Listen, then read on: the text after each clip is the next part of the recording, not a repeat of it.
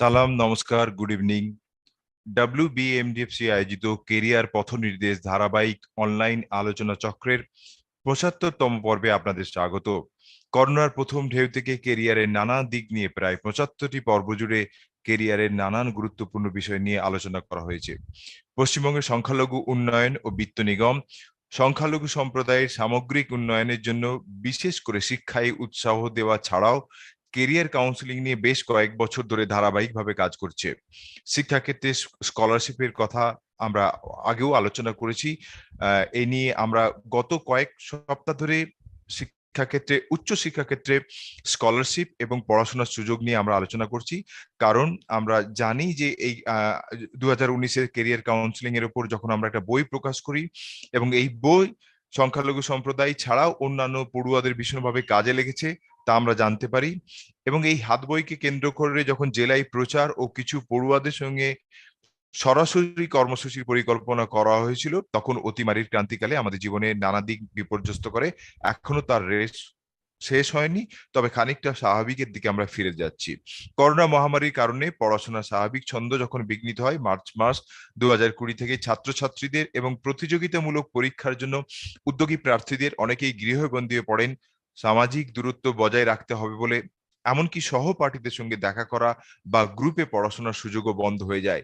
ঘরে দীর্ঘ সময় অতিবাহিত করতে করতে অনেকে মানসিকভাবে ক্লান্ত হয়ে পড়ে। তাদের এই অফুরন্ত সুযোগকে কাজে লাগিয়ে জীবন গড়ার কাজে ব্যয় করতে পারে। এই এই লক্ষ্যে পশ্চিমবাংলা সংখ্যালঘু উন্নয়ন ও বিত্ত নিগম কেরিয়ার পথ নির্দেশ শীর্ষকে অনলাইন কর্মসূচির সূচনা করে। এই অভিনব উদ্যোগে প্রায় 2 বছর ধরে বিভিন্ন প্রতিযোগিতামূলক পরীক্ষার প্রস্তুতিতে কৃতি ছাত্রছাত্রীদের কথা, তাদের সাফল্যের কথা শুনতে পেয়েছি। আপনারা যারা নিয়মিত দেখেন, জুম ছাড়াও এই প্রোগ্রাম সরাসরি WBMDFCর ইউটিউব অফিসিয়াল পেজ থেকে ও ফেসবুক থেকে সরাসরি সম্প্রচারিত হয়। হাজার হাজার ছেলেমেয়েরা যারা সরাসরি অংশগ্রহণ করে এবং পরবর্তীকালে এই অনুষ্ঠান দেখে, তাদের তাদের মতামত জানান এবং তাদের মতামতের উপর ভিত্তি করে আমরা পরবর্তী প্রোগ্রামগুলোকে সাজাই। আপনারা জানেন, যারা নিয়মিত ফলো করেন, যে প্রথমের দিকে আমরা সরকারি চাকরি নিয়ে বিস্তারিত কয়েকটি পর্ব জুড়ে আলোচনা করেছি। তারপরে কোভিড কালে একদিকে নতুন ধরনের যে দিগন্ত খুলে গেছে কেরিয়ারের দিকে, সেইগুলো নিয়ে আলোচনা করছি, অর্থাৎ আর্টিফিশিয়াল ইন্টেলিজেন্স, সাইবার ক্রাইম থেকে শুরু করে হাজারো বিষয় নিয়ে আমরা কথাবার্তা বলেছি। এখানে ছাত্রছাত্রীরা অনেকেই সেসব কথা শুনে তারা উপকৃত হয়েছে বলে জানিয়েছে। গত 1 মাস ধরে আমরা যেহেতু প্যান্ডেমিকের খানিকটা কাটিয়ে যে কঠিন সময় আমরা কাটিয়েছি, তারপর থেকে স্বাভাবিক ছন্দে ফিরছি। বিদেশে পড়াশোনার সুযোগ আমরা গত 4 সপ্তাহ ধরে আলোচনা করেছি। কখনো ইউকে, ইএস, চায়না, কানাডা, এই সমস্ত দেশগুলোতে পড়াশোনার কি সুযোগ, সেখানকার কনসুলেট থেকে আমাদের এই আলোচনায় যোগ দিয়েছে এবং অনেকেই জানাচ্ছে তাদের তাদের কাজে লাগছে। আজকে আমরা আলোচনা করব, আপনারা জানেন ইতিমধ্যেই, যে জার্মান এবং ফ্রান্স নিয়ে। যদিও আমাদের ফ্রান্সে পড়াশোনার নিয়ে বেশি আলোচনা হবে, যেহেতু আমরা সবার সঙ্গে যোগাযোগও করে উঠতে পারিনি। এবং এক্ষেত্রে একটি খবর আমাদের গতকাল নজরে পড়ে। আগামী 3 বছরের মধ্যে, এটি সংবাদ মাধ্যমকে উল্লেখ করে বলছি, উচ্চশিক্ষার জন্য অন্তত 20,000 ভারতীয় পড়ুয়ারা যাতে ফ্রান্সকে বেছে নেয়, সেই লক্ষ্যে সে দেশের সরকার একটা উদ্যোগ নিয়েছেন। বুধবার ফ্রান্সের বিদেশমন্ত্রী ক্যাথরিন ক্যালোনা জানিয়েছেন 2025 সালের মধ্যে ফ্রান্সে কমপক্ষে 20,000-এরও বেশি ভারতীয় পড়ুয়াকে আমন্ত্রণ জানা হবে। এই লক্ষ্যমাত্রা উচ্চাসী হলেও কিন্তু তিনি আশা করেছেন যে এটা করা হবে। এর মাধ্যমে দুই দেশের দ্বিপাক্ষিক সম্পর্ক আরো দৃঢ় হবে, এখানকার ছাত্রছাত্রীরা বিদেশে পড়ার সুযোগ পাবে। এই নিয়ে এটা আমাদের কাছে অত্যন্ত আশার ব্যাপার এবং সেই নিয়ে আমরা আজকের আলোচনার প্রথম পর্বটি আমরা আলোচনা করব। আমরা প্রতিবারের মতো আলোচনা শুরুর আগে আমরা আমন্ত্রণ জানান WBMDFCর মাননীয় এমডি অর্থাৎ শ্রী মৃগাঙ্ক বিশ্বাস মহাশয়কে। দীর্ঘদিন ধরে WBMDFCর গভর্নমেন্ট অফ ওয়েস্ট বেঙ্গলের নানা পদে আসীন ছিলেন এবং এখন কয়েক বছর ধরে এই কাজটি করছেন। তো আমি আমন্ত্রণ জানাচ্ছি আজকের অনুষ্ঠান সূচনা করার জন্য মাননীয় শ্রী মৃগাঙ্ক বিশ্বাস মহাশয়কে। তিনি কয়েকটি কথা দিয়ে আজকের প্রোগ্রাম শুরু করবেন। Thank you Sabbir. আজকে আমাদের 75th হচ্ছে আমাদের প্রোগ্রাম কেরিয়ার গাইডেন্সের। সেটা একটা মানে কি বলবো, একটা কর্পোরেশনের পক্ষে এটা খুবই গর্বের বিষয় যে এই অতিমারি টাইমেও কিন্তু আমরা শুরু করেছিলাম এবং সেটা ইট ইজ গোয়িং অন। যেহেতু এটা পাবলিক ডিমান্ডটা ধীরে ধীরে বাড়ছে, তো এটা যে মানে আমাদের ছেলে মেয়েদের যে কতটা প্রভূত উন্নতি করছে সেটা বলার অপেক্ষা না।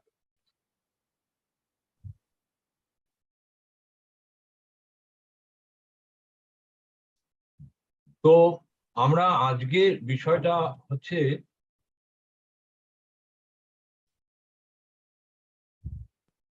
International higher education opportunities and scholarship, specially আমাদের হচ্ছে ফ্রান্স অ্যান্ড জার্মানি। আপনারা জানেন যে আমাদের হচ্ছে গভর্নমেন্ট অফ ওয়েস্ট বেঙ্গল তার নতুন স্কলারশিপ স্কিম চালু করেছে এবং সেখানে হিউজ নাম্বার অফ স্কলারশিপ দিয়ে থাকে, প্রায় মোর দ্যান 50 lakhs অ্যাপ্লিকেশন আমাদের এখানে পড়ে। সেটা ফর ইন্ডিয়ার বিভিন্ন প্রান্তে তারা বিভিন্ন পড়াশোনা করছে, বিভিন্ন হায়ার স্টাডিজ এর সেটা কাজে লাগবে। কিন্তু বিদেশে যাওয়ার ক্ষেত্রে যে বিভিন্ন রকমের যে সুবিধা আছে স্কলারশিপ পাওয়ার ক্ষেত্রে এবং হায়ার স্টাডিজ এর জন্য যে সুবিধাগুলো পাওয়া যায়, সেই বিষয়ে কিন্তু আমাদের ছেলে মেয়েদের, বিশেষত যারা রিমোট এরিয়া থাকে, তাদের কিন্তু সেইভাবে সম্যক ধারণা নেই। যার ফলে কিন্তু আমরা এই ধরনের প্রোগ্রাম কিন্তু আমরা শুরু করেছি। লাস্ট 1 মাস ধরে এই প্রোগ্রাম চলছে, সাব্বির অলরেডি বলেছে। তো এটাতে আমরা একটা জিনিস আপনাদের জানিয়ে রাখি, তো বিগত বিগত বছরের তুলনায় এবছরে আমাদের আমেরিকাতে প্রভূত পরিমাণে আমাদের স্টুডেন্ট কিন্তু হচ্ছে ওখানে তার হায়ার স্টাডিজ এর জন্য গেছে এবং সেখানে ভিসা পেয়েছে, যেটা রেকর্ড সংখ্যক। সারা পৃথিবী, যেটা চীন সবচেয়ে বেশি ছিল, সেটাকে সারপাস করে আমাদের কিন্তু ইন্ডিয়ানরা কিন্তু আমেরিকাতে সবচেয়ে বেশি পরিমাণ ভিসা পেয়েছে ফর হায়ার স্টাডিজ এর জন্য। তেমনি আজকে সাবির বললো যে ফ্রান্সও তেমনি একটা পদক্ষেপ নিয়েছে যে আগামী দিনে তারা কিন্তু একটা বড় সংখ্যক হচ্ছে স্টুডেন্টদেরকে তারা কিন্তু নেবে। আর ইংল্যান্ডে তো আমাদের বহু ছেলে যায়, এ নিয়ে কোনো কোশ্চেন নেই। কিন্তু এছাড়া আমাদের দেশ রয়েছে France and Germany, one of the important leading Germany যেমনি সারা পৃথিবীব্যাপী তার একটা ইয়ে রয়েছে, তেমনি ফ্রান্সও ঠিক তাই। তো সেইখানে কি ধরনের স্কলারশিপ পাওয়া যায় এবং হায়ার স্টাডিজে কি কি সুবিধা পাওয়া যায়, সেইগুলো কিন্তু সম্যক ধারণা নেই। সেই বিষয়ে কিন্তু আজকে আমাদের বিশেষ এপিসোড হয়েছে, করা হয়েছে এবং সেক্ষেত্রে কিন্তু এক্সপার্টসরা রয়েছে এবং ফ্রান্সের যিনি আছেন আমাদের ফ্রান্সের হয়ে কথা বলবেন মিস্টার সৌরভ ভৌমিক আছেন। এছাড়া আমাদের আহ সর্বতনু চট্টোপাধ্যায় আছেন, যিনি আমাদের ফ্রান্স এবং হচ্ছে প্যারিস থেকে জয়েন করছেন প্যারিস থেকে জয়েন করছেন। হুম। তিনি কিন্তু আমাদের আজকে গেস্ট হচ্ছে আছেন এবং তিনি কিন্তু আজকে বলতে গেলে ফ্যাকাল্টি বটে।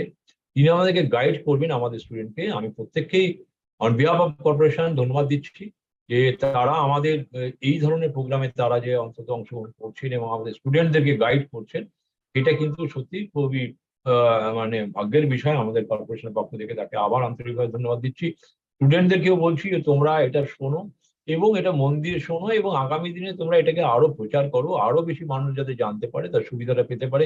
বিশেষত গ্রাম বাংলায় যারা প্রচুর গ্রাম বাংলায় ছেলেমেয়েরা আছে, আমরা দেখছি যে বিভিন্ন পরীক্ষার মাধ্যমিক, উচ্চ মাধ্যমিক কিংবা অন্যান্য যে কম্পিটিটিভ পরীক্ষায় কিন্তু গ্রামের ছেলেমেয়েরা কিন্তু উঠে আসছে, বিশেষত মেয়েরা।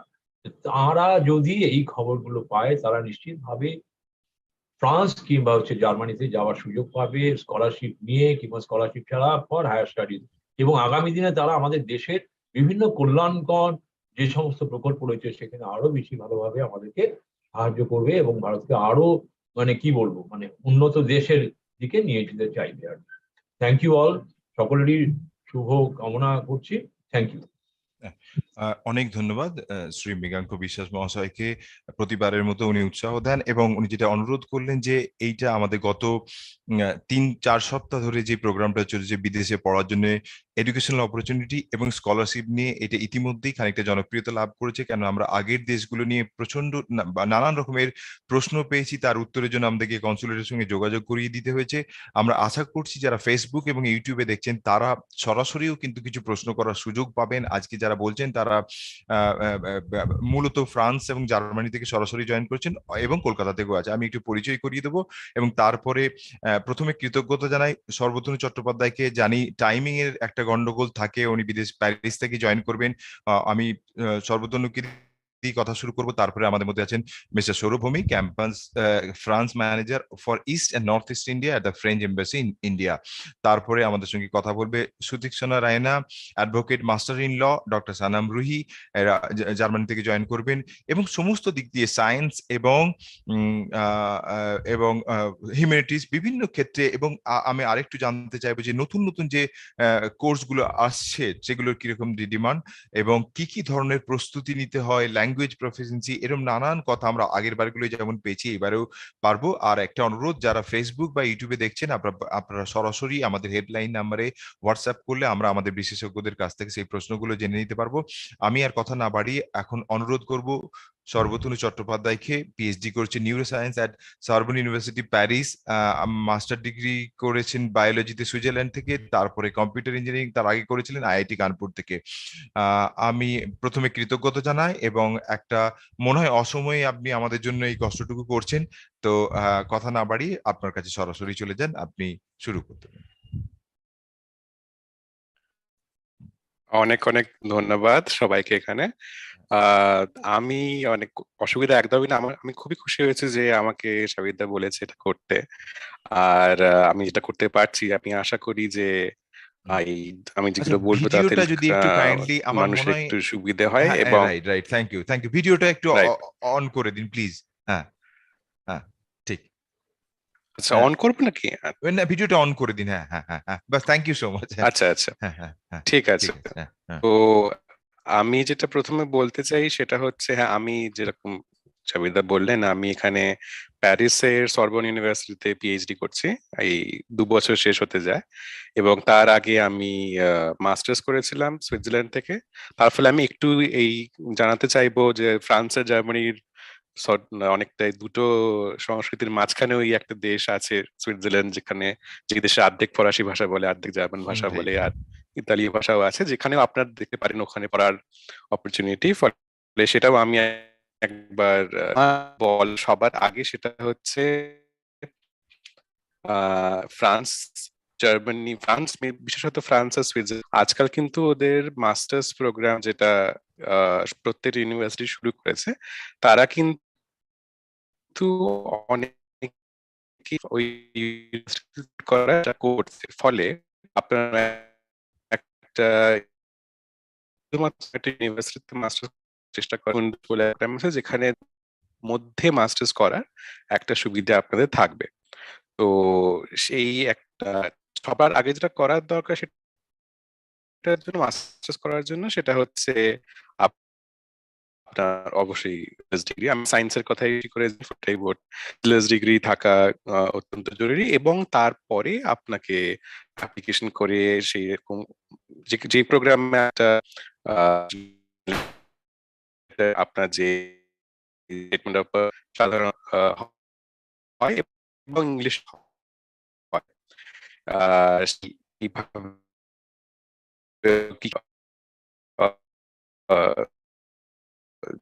সায়েন্সের বড় দেন উপরেও অনেক ইউনিভার্সিটি সেটা নিশ্চয়ই যে ক্যাম্পাস নিয়ে জানবেন। এগুলো জানা থাকলে আপনি খুবই সুবিধে। ওরা খুব চায় যে আপনারা এখানে ফ্রান্সে এবং সুইজারল্যান্ডে মাস্টার্স করতে খুবই কম। ফলে ওটাও একটা আপনাদের জানিয়ে রাখা দরকার। আচ্ছা, শুনতে পাচ্ছেন কি? হ্যাঁ, শুনতে পাচ্ছি, কিন্তু মাঝে মাঝে আপনার কি কানেক্টিভিটির, কানেক্টিভিটির কি মানে হতে রেঞ্জ? হ্যাঁ, পারে। আমি হ্যালো, হ্যাঁ, মাঝে একটু ব্রেক হয়ে গেছিলেন। আচ্ছা, আমি আসলে অন্য একটা রুমে এসেছি, একটু খারাপ। আচ্ছা, 2 সেকেন্ড দাঁড়ান, আমি আরেকটা যাই। হ্যাঁ, হ্যাঁ, একটু অপেক্ষা করবেন, আমি জানি কোনো একটা যান্ত্রিক, মানে মূলত ইন্টারনেটের কানেকশনের জন্য হয়েছে, উনি এক্ষুনি জয়েন করলেন।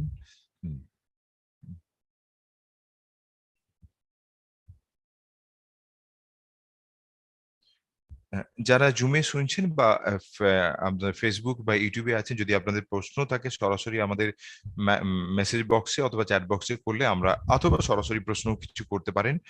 আজকে যারা বিশেষজ্ঞরা আছে তারা নিশ্চয়ই আপনাদের এই প্রশ্নের উত্তর দেবে, আপনাদের নানান ক্লারিফিকেশন।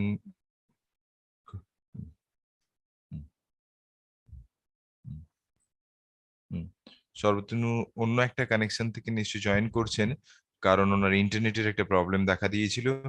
এই কারণে আপনাদের কাছ থেকে কয়েক মিনিট চেয়ে নিচ্ছি, উনি জয়েন করছেন। এসছে?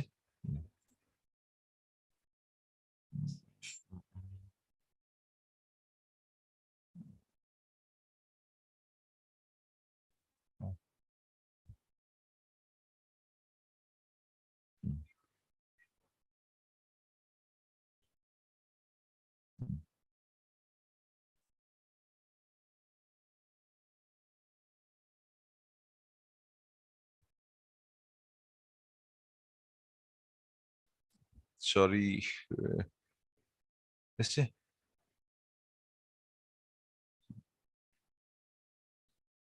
কাইন্ডলি একটু মার্জনা করবেন, আমরা জানেন উনি প্যারিস থেকে জয়েন করছেন এবং একটা এসছেন। হ্যাঁ হ্যাঁ, সর্বতনু হ্যাঁ, যদি আপনার ভিডিওতে অসুবিধা করে তাহলে আমরা শুধুমাত্র সাউন্ডেই শুনবো। হ্যাঁ, আমার মনে হয় এখন অনেকটা ইন্টারনেট স্টেবল। হ্যাঁ হ্যাঁ, মাফ হ্যাঁ করবেন, একটু হ্যাঁ, একটু ঠিক আমার আছে। ইন্টারনেটের অসুবিধা হয়ে গেছিল। হ্যাঁ তো আমি যেটা বলছিলাম যাওয়ার আগে, সেটা হুম, হচ্ছে, এই তো এখন হচ্ছে ঠিকঠাক। সেটা হ্যাঁ হচ্ছে যে ঠিক আছে। আমাদের সবচেয়ে বড় আমি যেটা দেখি সেটা হলো আম, যে অপরচুনিটিস আছে শুধুমাত্র বড় শহরগুলোও না, অনেক কটা ইউনিভার্সিটিতে, সেটা আপনারা যেমন ক্যাম্পাস ফ্রান্স একটা ওয়েবসাইট পাওয়া যায়। সুইজারল্যান্ডে আমি সুইজারল্যান্ড ব্যাপারেও বলছি, দুটো সবচেয়ে বড় বিদ্যালয় যেটা আছে, লজান এবং জিউরিক, এই দুটো শহরে, সেই দুটো জায়গাতেও আমরা দেখি যে ওদের অনেক প্রোগ্রামের ব্যাপারে আমাদের ইন্ডিয়া থেকে অনেকে যায় না, কারণ ওরা জানে না যেখানে কি কি জিনিসপত্র পড়ানো হয়। দ্বিতীয় যেটা বললাম সেটা হচ্ছে পয়সার দিক থেকে, যেটা টিউশন ফিস, সেটা ফ্রান্সে এবং সুইজারল্যান্ডে কম।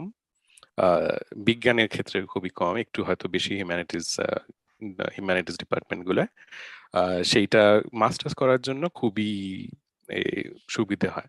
আর আমি যেটা আমার নিজের যে এক্সপিরিয়েন্স থেকে বলতে চাই, পিএইচডি করতে চান মানে যদি গবেষণা করতে, হলে কিন্তু ফ্রান্সে, সুইজারল্যান্ডে, এই দুটো জায়গাতেই যদি মাস্টার্স ডিগ্রি আপনাদের থাকে, তাহলে আপনারা এখনই অ্যাপ্লাই করতে পারেন জন্য। হুম, যেই হুম, যে আপনার ধারণাটা একটু আলাদা, ধরনটা এবং সুইজারল্যান্ডে কিছু জায়গাতে আপনাদের যিনি আপনি যার সঙ্গে পিএইচডি করতে চান তাকে ছড়ি যে হ্যাঁ, আমি তাদের কাছে যদি সেই সময় আহ, পয়সা আহ, আপনার পয়সা থাকে, আচ্ছা, আপনি রিক্রুটমেন্ট আমরা করি, তখন আগে বাড়ে।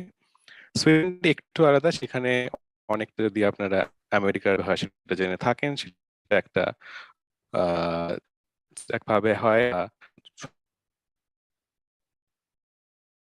একজনের সঙ্গে কাজ করতে আপনারা একটা ডিপার্টমেন্টে করতে হয়, এবং তারপরে হয় দু ধাপে, এবং তারপরে আপনি সেটি করার, আমার মনে হয় পিএইচডি মানে খুব বড় ধাপ সেটা, যে তো 3 বছর ফ্রান্সে হয় পিএইচডিটা, সাধারণত অনেকে 3 বছরের চেয়ে একটু বেশি।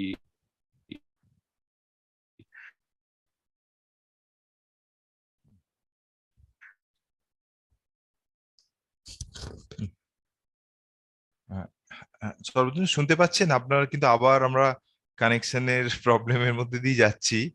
হ্যাঁ, আনমিউট আনমিউট করে নিন একটু। হ্যাঁ, মিউট হয়ে গেছেন, আনমিউট করে নিন একটু। হ্যাঁ, মিউট হয়ে গেছেন, একটু আনমিউট করে নেবেন সর্বতনু। হ্যাঁ আনমিউট করতে এবারে হয়েছে, হ্যাঁ আমি হ্যাঁ আনমিউট করতে পারছিলাম না, এবার কি হ্যাঁ শোনা হ্যাঁ যাচ্ছে? হ্যাঁ, শোনা যাচ্ছে।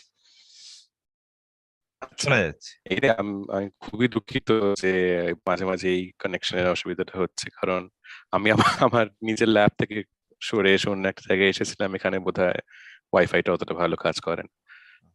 যা হোক, যেটা আমি বলছিলাম যে পিএইচডি সম্বন্ধে আপনাদের একটু মানে ভেবে দেখতে হবে যে আপনারা 3 বছর ও একেবারে মানে কায় মনোবাক্যে সেই কাজটা করার জন্য তৈরি আছেন কিনা।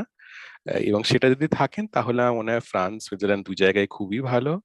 আর এখন এই ইদানিং কালে এই বছর থেকে ফ্রান্সের পিএইচডি করতে আপনাদের বিজ্ঞানের ক্ষেত্রে অবশ্যই কোনো টাকা দিতে হবে না, আপনাকে একটা বাবা। স্যালারি দেওয়া হবে। এটা আমাকে আমি একটু অবাক হয়ে যখন লোকে মানে জিজ্ঞেস করে। বিজ্ঞানের ক্ষেত্রে সব পিএইচডি প্রোগ্রামই একটা স্যালারি আপনাকে দেওয়া হবে, এবং সেটা মানে স্বাচ্ছন্দ্যে থাকা যায়।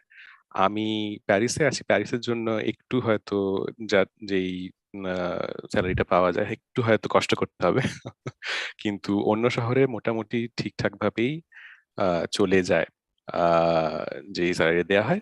যেটা সুইজারল্যান্ডে, যদি এটা আপনাদের মাথায় মানে আমার মনে হয় অনেকে বলেন যে অত টাকা পয়সার বিষয়ে চিন্তা করে কি লাভ পড়াশোনা করার সময়, কিন্তু একটু তো আমার মনে হয় দরকার।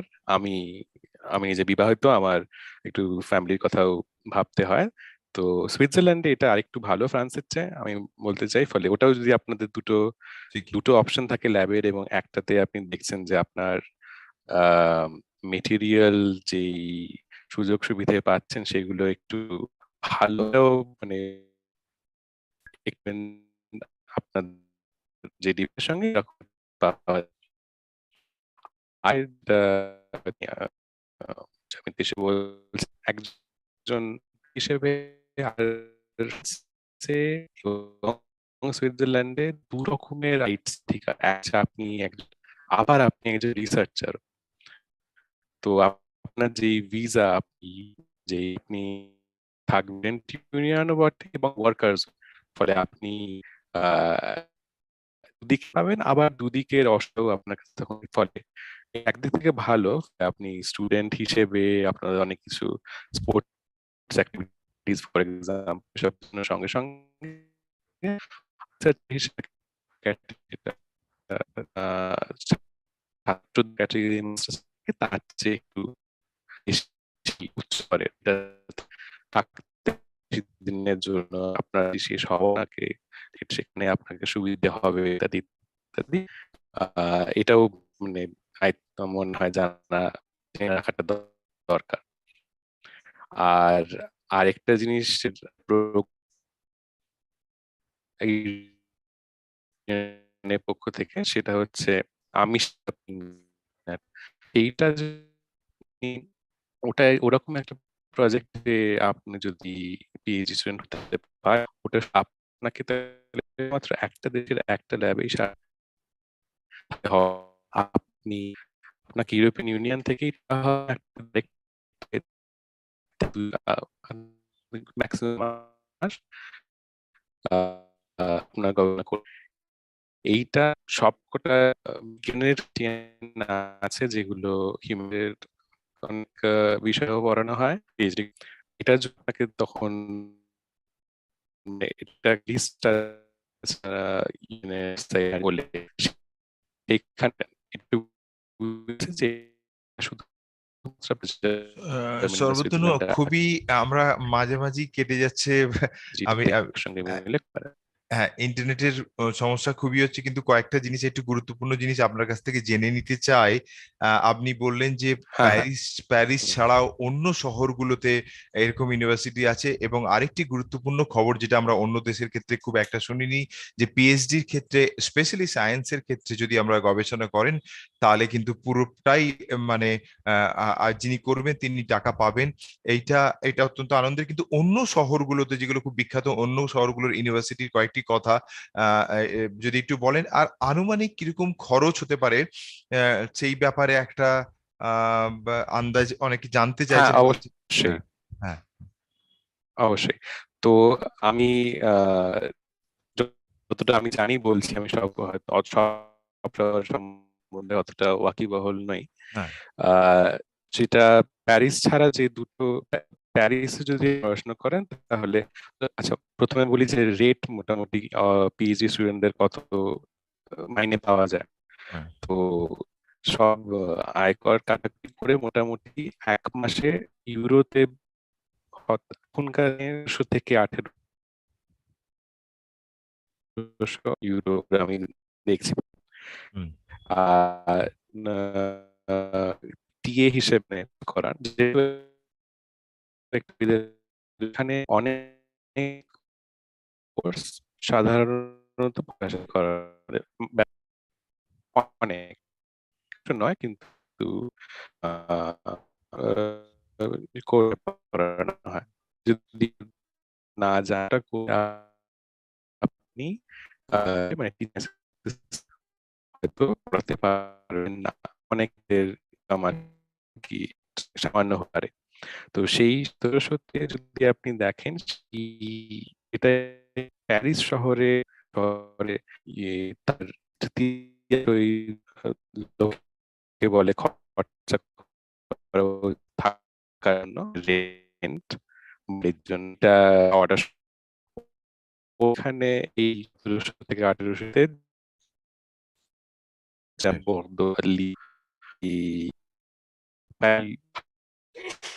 ভালোভাবে থাকা যায়, খরচা হয়ে যায়। অবশ্যই একটু আপনাকে মানে ভেবে চিন্তে যেতে হবে।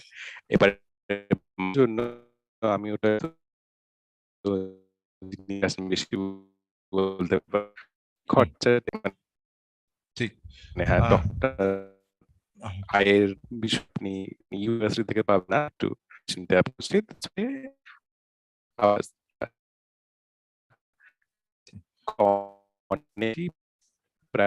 মানে বা অনেক স্যালারিটা ঠিক আছে।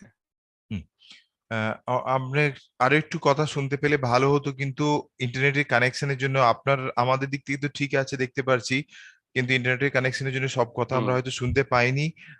আমি মানে আরেকটু শুনতে পারলে ভালো হতো আপনার অভিজ্ঞতা, বা আর কি কি হতে পারে স্পেশালি আমি সায়েন্স। লিখে পাঠাচ্ছি। হ্যাঁ, হ্যাঁ, আমি সেগুলো একটু, হ্যাঁ, হ্যাঁ, আমরা তাহলে আপনার অনুমতি নিয়ে আমরা পরের বক্তার কাছে যাই, আর একটু ভালো আইডিয়া আমরা পাবো। আপনি অবশ্যই। তো সরাসরি অনেকগুলো জিনিস তুলে ধরলেন, তার মধ্যে সায়েন্স সাবজেক্টে যেটা আমরা অন্য ক্ষেত্রে বা অন্য হিউম্যানিটিসেও নিশ্চয়ই পিএইচডি করতে গেলে নানা সুযোগ, এবং আপনি আমাদের পাওনা হিসেবে সুইজারল্যান্ডের কথাও যোগ করলেন, এবং প্যারিস ছাড়া অন্য শহরগুলোতে পড়াশোনা করতে গেলে কিন্তু সুযোগ থাকছে। এবং আমি আগের যে খবর দিয়ে শুরু করেছিলাম যে ফ্রান্সও একটা উদ্যোগ নিচ্ছে সরকারিভাবে, কিরকম ভাবে ভারতীয় পড়ুয়ারা অ্যাজ এ ডেস্টিনেশন ফ্রান্সে পড়তে যেতে পারে। তো সে ব্যাপারে আমার মনে হয় সবচেয়ে যোগ্য এবং আরো বিস্তারিত কথা বলতে পারবেন mister Sourav Bhowmik, campus France manager for east and north east India at the French embassy in India. I now welcome mister Sourav Bhowmik. আপনি বাংলা ইংরেজি মিলিয়ে বলতে পারেন, কেননা আমাদের মূলত অডিয়েন্স রুরাল, যারা ফার্স্ট টাইমে এই ধরনের কথাগুলো শুনছেন ইউটিউবের মাধ্যমে। এবং নিশ্চয়ই, এবং আপনার কাছে পরে একটা প্রশ্ন থাকবে যে ল্যাঙ্গুয়েজ প্রফিসিয়েন্সির ব্যাপারটা কতটা লাগে, কারণ আমরা আগের ক্ষেত্রেগুলো দেখেছি। আর প্রথমেই অনেক ধন্যবাদ জানাই আজ যে আপনি এগ্রি করেছেন ওয়েস্ট বেঙ্গলের এই প্রোগ্রাম 75তম প্রোগ্রাম, এবং অনেকেই দেখে, যেহেতু ইউটিউবে থাকে বারবার দেখে, এবং এইটা আস্তে আস্তে আমাদের একটা মোমেন্টাম, এবং আমরা দরকার হলে এটা নিয়ে অফলাইনেও কিছু প্রোগ্রামের কথা ভাবতে পারি। আপনাকে কৃতজ্ঞতা জানিয়ে আপনাকে শুরু করার জন্য ধন্যবাদ, আমন্ত্রণ জানাচ্ছি। Thank you, Mr. Sabir Ahmed. Thank you, President of West Bengal Finance Development and West Bengal Minorities Development and Finance Corporation. আমি দুঃখিত, আমি আমার প্রিপেয়ার্ড রিমার্কস গুলো ইংরেজিতে ছিল, কিন্তু কোনো অসুবিধা নেই। আমি একটু ইনফর্মালি কথা বলতে চাই তাহলে আপনাদের সঙ্গে। I think that would be a better given the situation here. আমার নাম সৌরভ ভৌমিক, আমি রিপ্রেজেন্ট করি Campus France office in Kolkata. Specifically আমার চার্জ হচ্ছে ওয়েস্ট বেঙ্গল, বিহার, ঝাড়খণ্ড, উড়িষ্যা, 7টা নর্থ ইস্টার্ন স্টেট আর ভুটান। আমি ফ্রান্সে পড়াশোনার ব্যাপারে কথা বলার আগে একটু আপনাদের জানিয়ে রাখি ক্যাম্পাস ফ্রান্স অফিস কি করে। তো the campus France office is the student mobility office of the French embassy in India. এর মানে হচ্ছে যেভাবে আপনাদের ওয়েস্ট বেঙ্গল ডেভেলপমেন্ট কর্পোরেশন আছে, মাইনরিটিস ডেভেলপমেন্ট কর্পোরেশন আছে, এভাবে কিছু কিছু দেশের আপনার ট্যুরিজম ডেভেলপমেন্ট কর্পোরেশন আছে, সেভাবেই আমাদের এডুকেশন মিনিস্ট্রির একটা উদ্যোগ। ইনফ্যাক্ট আমরা ফ্রান্সে অপারেট করি মিনিস্ট্রির আন্ডারেই একটা এজেন্সি হিসেবে, ক্যাম্পাস ফ্রান্স বলে। আর ইন্ডিয়াতে বা যেসব দেশে আমাদের অফিস আছে সেখানে আমরা we are a deputation of the embassy. We are basically a one-stop information point. আপনি ফ্রান্সে পড়াশোনা করতে গেলে আপনার যা যা টুলস দরকার হবে, যে ইনফরমেশন দরকার হবে, সে পুরোটাই আপনি free of charge campus France office থেকে পাবেন। এইটার জন্য আমাদের মোটামুটি 12টা টাচ পয়েন্ট আছে এদেশে, আর আমি যে অফিসটা রিপ্রেজেন্ট করি সেটা ইস্টার্ন ইন্ডিয়ার পুরো চার্জে আছে। আমাদের অফিস হচ্ছে পার্ক স্ট্রিটে, আর আপনি যদি কলকাতায় থেকে থাকেন যে কোনো সময় আমাদের অফিসে ভিজিট করতে পারেন। We are inside alliance Frances. যারা বাইরে আছে তারাও আমাদেরকে ইমেলে বা ফোনে কন্ট্যাক্ট করতে পারে ফর পার্সোনালাইজ কাউন্সিলিং সেশন। আমি বারবার স্ট্রেস করব যে এটা একটা গভর্নমেন্ট সার্ভিস, যার কারণে আমাদের অ্যাকচুয়ালি কোনো ফিজ নেই। আমরা পুরোপুরি স্টুডেন্টের পার্সপেক্টিভ থেকেই কথা বলি, আর আপনার অ্যাপ্লিকেশনের জন্য, আপনার স্কলারশিপের জন্য, ইনফ্যাক্ট ইভেন ভিসা স্টেজ পর্যন্ত পুরো অ্যাসিস্ট্যান্সটাই আপনি ক্যাম্পাস ফ্রান্স অফিসে পাবেন। আর আরেকটা আমি চার্জ বলে রাখি, আনলাইক আদার কান্ট্রিজ, ক্যাম্পাস আপনি যখন ফ্রান্সে পড়াশোনা করতে যাচ্ছেন, ফ্রান্সে কোনো স্টুডেন্ট ভিসার জন্য যাচ্ছেন, তখন সিস্টেমটা আমাদের অনেকটাই স্ট্রিমলাইন্ড। এটা একটা ডেলিবারেট স্ট্র্যাটেজি। আমরা এটা কিছু কিছু দেশে, 42টা দেশে আমরা এটা করে থাকি, যে দেশগুলো আমাদের জন্য প্রায়োরিটি। আর ইন্ডিয়া ওই দিক থেকে একটা পলিটিক্যাল প্রায়োরিটি আছে, যেটা মিস্টার আহমেদ প্রথম দিকেই অ্যাড্রেস করেছেন, যে আমাদের উদ্দেশ্য হচ্ছে, আর এটা মিনিস্ট্রিয়াল লেভেলেই ডিসিশনটা নেওয়া হয়েছে, যে 20,000 স্টুডেন্ট ফ্রান্সে থাকবে। এই মুহূর্তে ফিগার আমাদের আছে মোটামুটি 8,000। তো আপনি বুঝতেই পারছেন যে আমাদের জন্য পলিটিক্যাল অবজেক্টিভ হচ্ছে এটাকে ডবলের চেয়েও বেশি করা আগামী 1-2 বছরের মধ্যে। অলরেডি আমাদের মোটামুটি 30% গ্রোথ আছে ইস্টার্ন রিজন থেকে পার্টিকুলারলি, আর এটা আমরা খুবই খুবই জোর নজর আমরা প্রমোট করার চেষ্টা করছি। সেই প্রমোট করার একটা স্ট্র্যাটেজি হচ্ছে আমাদের স্কলারশিপ। ফ্রান্সে কি কি পড়াশোনা আপনি করতে পারবেন সেটা আমি একটু পরে আসছি, বাট তার আগে যখন এই সেশনটা আমাদের স্কলারশিপ নিয়েই আয়োজন করা হয়েছে, তো স্কলারশিপের ব্যাপারটা আমি যদি বলি, মোটামুটি ফ্রেঞ্চ এম্বাসি থেকে দেখতে গেলে আমরা 500টার মতো স্কলারশিপ অফার করি অ্যাক্রস অল ডিসিপ্লিনস। আপনি যদি ফাইন্যান্সে পড়তে চান, আপনি যদি ইঞ্জিনিয়ারিং পড়তে চান, আপনি ইভেন ফরাসি ভাষায় পড়তে চান, সব লেভেলের জন্য আমাদের আলাদা আলাদা স্কলারশিপ তৈরি আছে। সবচেয়ে বড় স্কলারশিপ যেটা আমরা প্যান ইন্ডিয়া লেভেলে দিই, সেটাকে বলি আমরা শারপাক। শারপাক নামকরণ হয়েছে আপনার George's শারপাক, on the famous French scientist Georges Charpak, and but it covers actually all subjects. So আপনি মাস্টার্স লেভেলে কোনো সাবজেক্ট পড়তে গেলে আপনার শারপাক স্কলারশিপের জন্য আপনি অ্যাপ্লাই করতে পারবেন। সেটার কিছু কিছু অবভিয়াসলি ক্রাইটেরিয়া আছে, একটা এজ লিমিট আছে, আর বাট মোস্টলি মোটামুটি সব ডিসিপ্লিন এটার জন্য এলিজিবল। এটা হচ্ছে আপনার ফ্রেঞ্চ এম্বাসি থেকে দেওয়া হয়। আমাদের যত স্কলারশিপ দেওয়া হয় এটা পুরোটাই আপনি একটা ওয়েবসাইটে অ্যাক্সেস করতে পারবেন, যে ওয়েবসাইটটার নাম হচ্ছে, আমি কি আমার স্ক্রিনটা শেয়ার করতে পারি মিস্টার আহমেদ?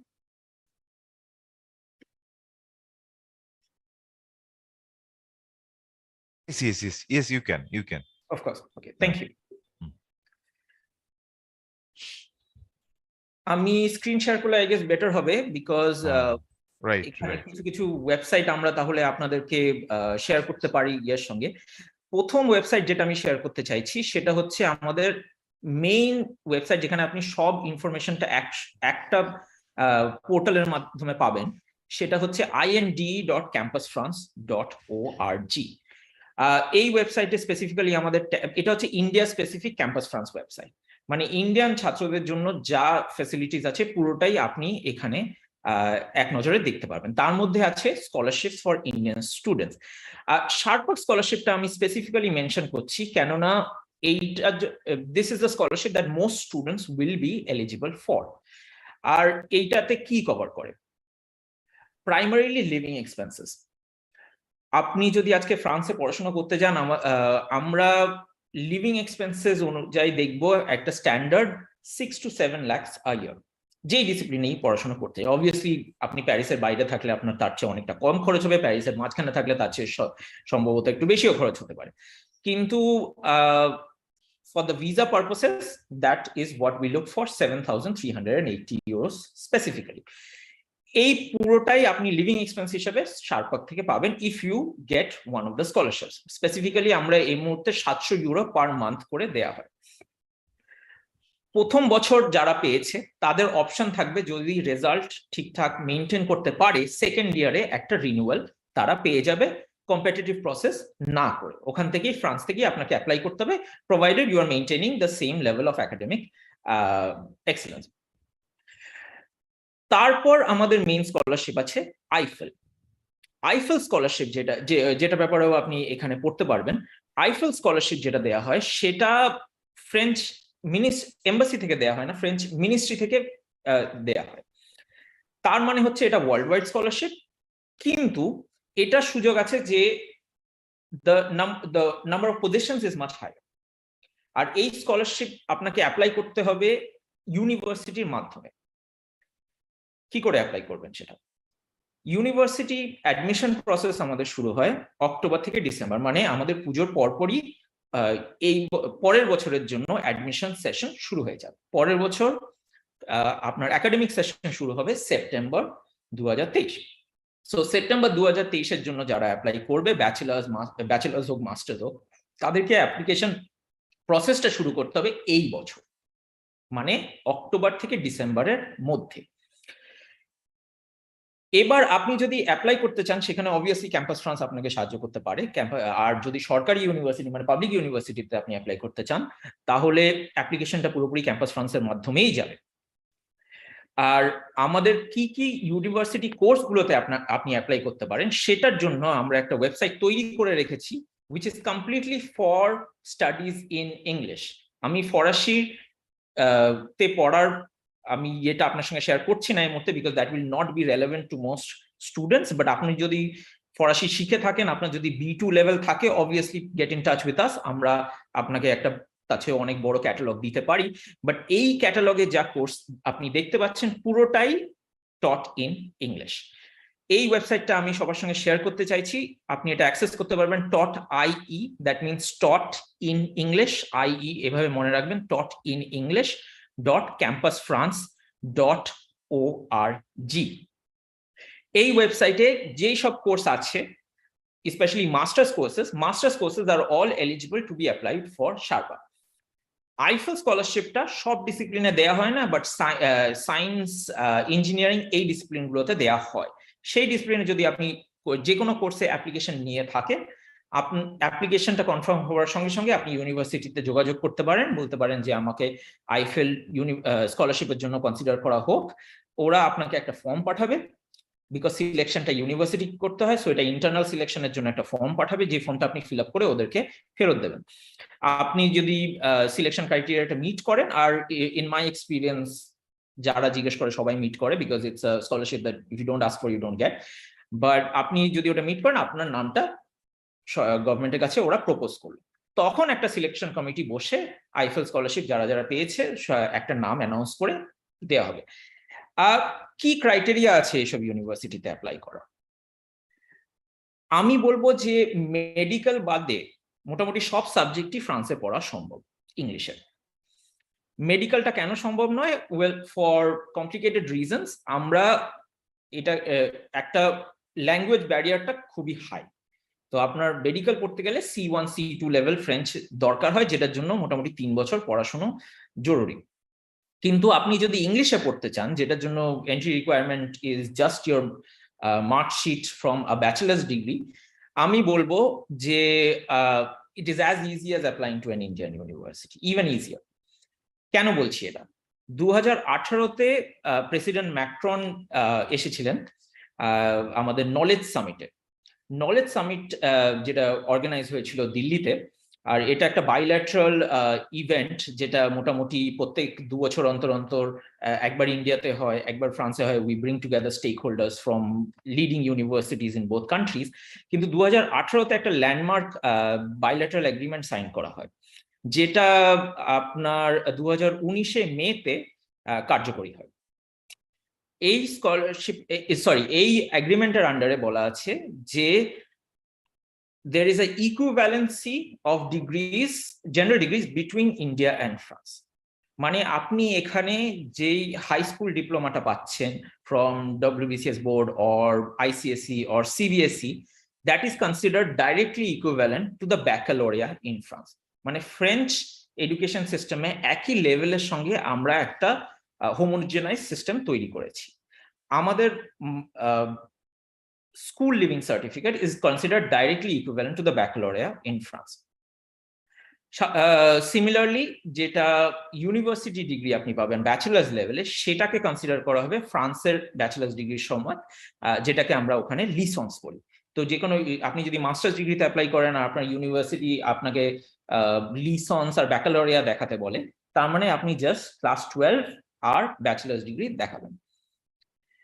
কোনো ক্ষেত্রে আমরা ট্রান্সলেশন চাইবো না, কোনো ক্ষেত্রে আমরা ইকুইভ্যালেন্সি সার্টিফিকেট আপনার কাছে চাইবো না। Because if you graduate from a university in India, that degree is considered directly equivalent to the baccalaureate in France. Same with the master's degree. Master's degree of France is 2 বছর, India সমান। The degree that you get in a French university is considered directly equivalent to a degree in India, and it's completely recognized by the Indian government. This is a landmark agreement. A agreement, our knowledge অনুযায়ী, it has only been signed. India has only signed this agreement with France, no other country. তো স্বাভাবিকভাবে আপনি যদি এখানে bachelors degree করে ফ্রান্সে masters degree করে আবার এখানে পিএইচডি করতে আসেন, completely possible. So now coming to scholarship, আমি আপনাকে অলরেডি দুটো এক্সপ্লিসিট স্কলারশিপের কথা বলেছি, শারপা, আইফেল। এর বাদেও আমাদের অনেক স্কলারশিপ আছে যেগুলো সাবজেক্ট স্পেসিফিক, এবং এই স্কলারশিপ গুলো তৈরি করার জন্য আমরা আলাদা একটা সংস্থাও রেজ করেছি ইন্ডিয়াতে, যেটাকে বলি আমরা Franco Indian education trust. Franco Indian education trust আপনার এখানকার প্রাইভেট কোম্পানির সঙ্গে বা প্রাইভেট ট্রাস্টের সঙ্গে পার্টনারশিপে অনেক স্কলারশিপ অফার করে, যেগুলোর জন্য স্পেসিফিক ক্রাইটেরিয়া থাকে। ফর এক্সাম্পল, আপনি যদি ডান্স মিউজিক পড়তে যেতে চান ফ্রান্সে, সেটার জন্য একটা স্কলারশিপ আছে কৃষ্ণাকৃতি। আপনি যদি ইঞ্জিনিয়ারিং পড়তে যেতে চান ফ্রান্সে, 13টা ইউনিভার্সিটি একটা স্কলারশিপ আছে আইডেক্স। এই সব স্কলারশিপের লিস্ট ক্যাম্পাস ফ্রান্স মেনটেন করে। মানে আপনি even before you select your university, আপনি যদি দেখতে চান কোথায় কোথায় স্কলারশিপ আছে করেসপন্ডিং টু ইয়োর লেভেল, আপনি ক্যাম্পাস ফ্রান্সে যোগাযোগ করতে পারেন। এবং আমার প্রেজেন্টেশন শেষে আমি সেই লিঙ্কগুলো আপনাকে শেয়ার করবো, so that the students can get in touch with our office directly.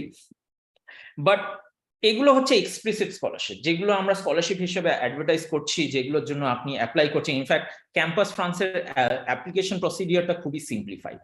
আমাদের সব স্কলারশিপের জন্য একটা স্কলারশিপ ফ্রান্স একটা ওয়েবসাইটই আমরা মেনটেন করি।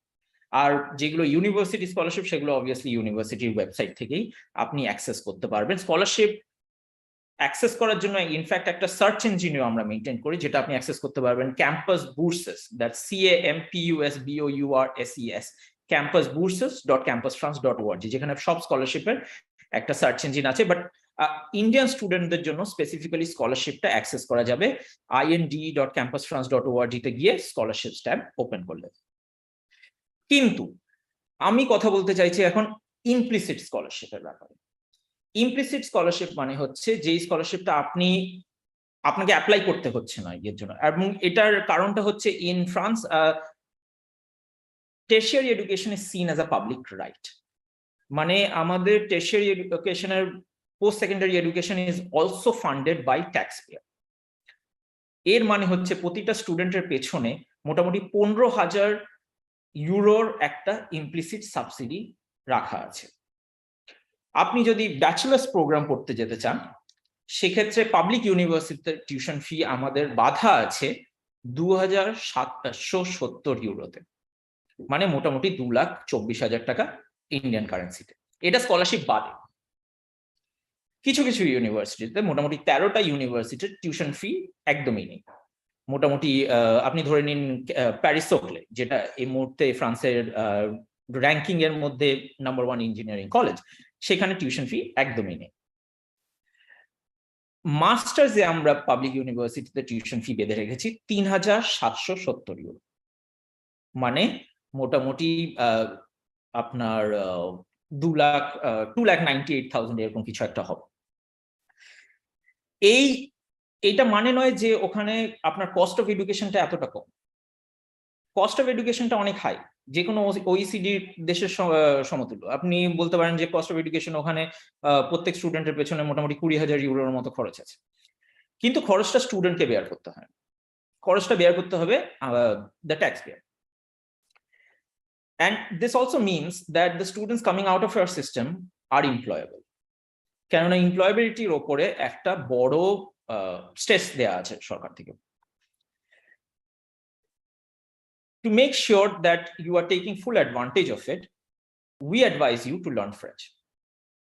তো আপনি যখনই একটা ইউনিভার্সিটিতে ঢুকলেন ইঞ্জিনিয়ারিং পড়তে বা আপনি ম্যানেজমেন্ট পড়তে, সবসময় ফ্রেঞ্চ ল্যাঙ্গুয়েজ ক্লাস আপনাকে ফ্রিতে দেয়া হবে। We advise you to take those classes very, very seriously. I guess আমি একটু সময় পার করে যাচ্ছি, আমি খুব একটা সময় নিতে চাইছি না আপনাদের, বাট তার আগে আমি জাস্ট যাওয়ার আগে দুটো লিঙ্ক আমি আপনাদের সঙ্গে শেয়ার করতে চাইছি। এক হচ্ছে অ্যাবাউট পিএইচডিস। পিএইচডি নিয়ে এর আগে একটু কথা বলা হয়েছে, আমি ওর মধ্যে অ্যাড করব যেটা মিস্টার চক্রবর্তী বললেন। It is absolutely correct, PhD is very well funded in, আর ইনফ্যাক্ট আপনি নিজেও চেক করতে পারবেন প্রত্যেকটা কোর্স, প্রত্যেকটা পিএইচডি ট্র্যাকে কিরকম স্যালারি দেয়া হয়। বাট তার আগে আমি বলে রাখি একটা পেকুলিয়ারিটি, ফ্রান্সে পিএইচডি করতে গেলে অ্যাপ্লিকেশনটা একটু ডিফারেন্ট হয়। The student will not be able to choose the supervisor in the first instance. আপনাকে ইন্টিগ্রেট করতে হবে একটা পিএইচডি প্রজেক্ট তৈরি করে সেটাকে অ্যাডভার্টাইজ করা আর সেটার জন্য ফান্ডিং জোগাড় করা। তো আপনি as a student will integrate directly into these projects. And how do you find these projects? সেটার জন্য আমরা আরেকটা ওয়েবসাইট তৈরি করেছি যেখানে রিয়েল টাইম কি প্রজেক্ট চলছে, যেগুলোতে ফরেন স্টুডেন্টরা ডাইরেক্ট অ্যাপ্লাই করতে পারবে, সেগুলো দেয়া আছে। এক ওয়েবসাইটটা মনে রাখবেন, doctorat.campusfrance.org। এর মানে এটা হচ্ছে আপনার ইংলিশ স্পেলিং ডক্টরেটের ইটা বাদ দিলে doctorat, that is the French spelling, doctorat.campusfrance.org। এই ওয়েবসাইটে যদি আপনি যান আর আপনি সাবজেক্টসে ক্লিক করেন, তাহলে প্রত্যেকটা পিএইচডি প্রোগ্রাম যেটা এই মুহূর্তে অ্যাডভার্টাইজ করা হচ্ছে প্রত্যেকটাই আপনি দেখতে পারবেন। আমি দেখতে পাচ্ছি এখন আমাদের ক্যাটালগে 296টা অফার আছে, আর এখানে আপনি কিওয়ার্ড দিয়ে অফারগুলো, আপনি যদি শুধু মলিকুলার বায়োলজি দেখতে চান for example, or artificial intelligence, যে কোনো কিওয়ার্ড দিয়ে আপনি এটাকে ফিল্টার করতে পারবেন। এবং ফিল্টার শুধু তাই নয়, আপনি এখানে এই ওয়েবসাইটে শুধু পিএইচডি নয়, মাস্টার ইন্টার্নশিপও আছে, যেখানে ধরুন আপনি 4th ইয়ার বা 3rd ইয়ার 4th ইয়ার ইঞ্জিনিয়ারিং স্টুডেন্ট আছেন, আপনি ইন্টার্নশিপটা ইন্ডিয়াতে না করে 3 মাসের ইন্টার্নশিপ ফ্রান্সে করতে চাইছেন, সেটাও সম্ভব। And yes, it will also be paid. Doctorate, which is the PhD, postdoctorate, even CDI অপশনও রাখা আছে। এই কোর্স যদি আপনার, আমি ধরুন প্রথম এক্সাম্পলটাই নিচ্ছি, wait, grant holders all countries. Let me just open one course just to give you a brief idea যে PhD তে আপনি কি এক্সপেক্ট করতে পারেন। Filtering by PhDs.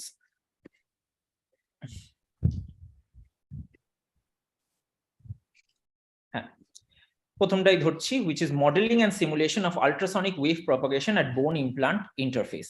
So this is a PhD from a doctoral, এইখানে যে বললাম doctoral স্কুলরা organise করে, এখানে এই ডক্টরাল স্কুলের আইডেন্টিফিকেশনটা দেয়া আছে, which is ED 531, এবং এই ডক্টরাল স্কুলটা আপনার ইউনিভার্সিটি পারি এস ক্রেতাই সঙ্গে যুক্ত। আর এই পিএইচডি প্রজেক্টটা অ্যাপ্লাইড ম্যাথমেটিক্স এর প্রজেক্ট। তো সেখানে কি কি স্কিলস দরকার, এখানে দেখুন স্কিলস যা যা দরকার আছে, যে you hold or are enrolled in a master's degree in mechanics, biomechanics or applied mathematics exclusively. প্রজেক্টের কনটেক্সট, প্রজেক্টের অবজেক্টিভ পুরোটাই দেয়া আছে, আর ফান্ডিং অ্যামাউন্ট। আমার এক্সপিরিয়েন্সে ফান্ডিং অ্যামাউন্ট মোটামুটি 1200 থেকে 1800 ইউরোর মধ্যে পড়ে monthly, and that is a very comfortable salary in France.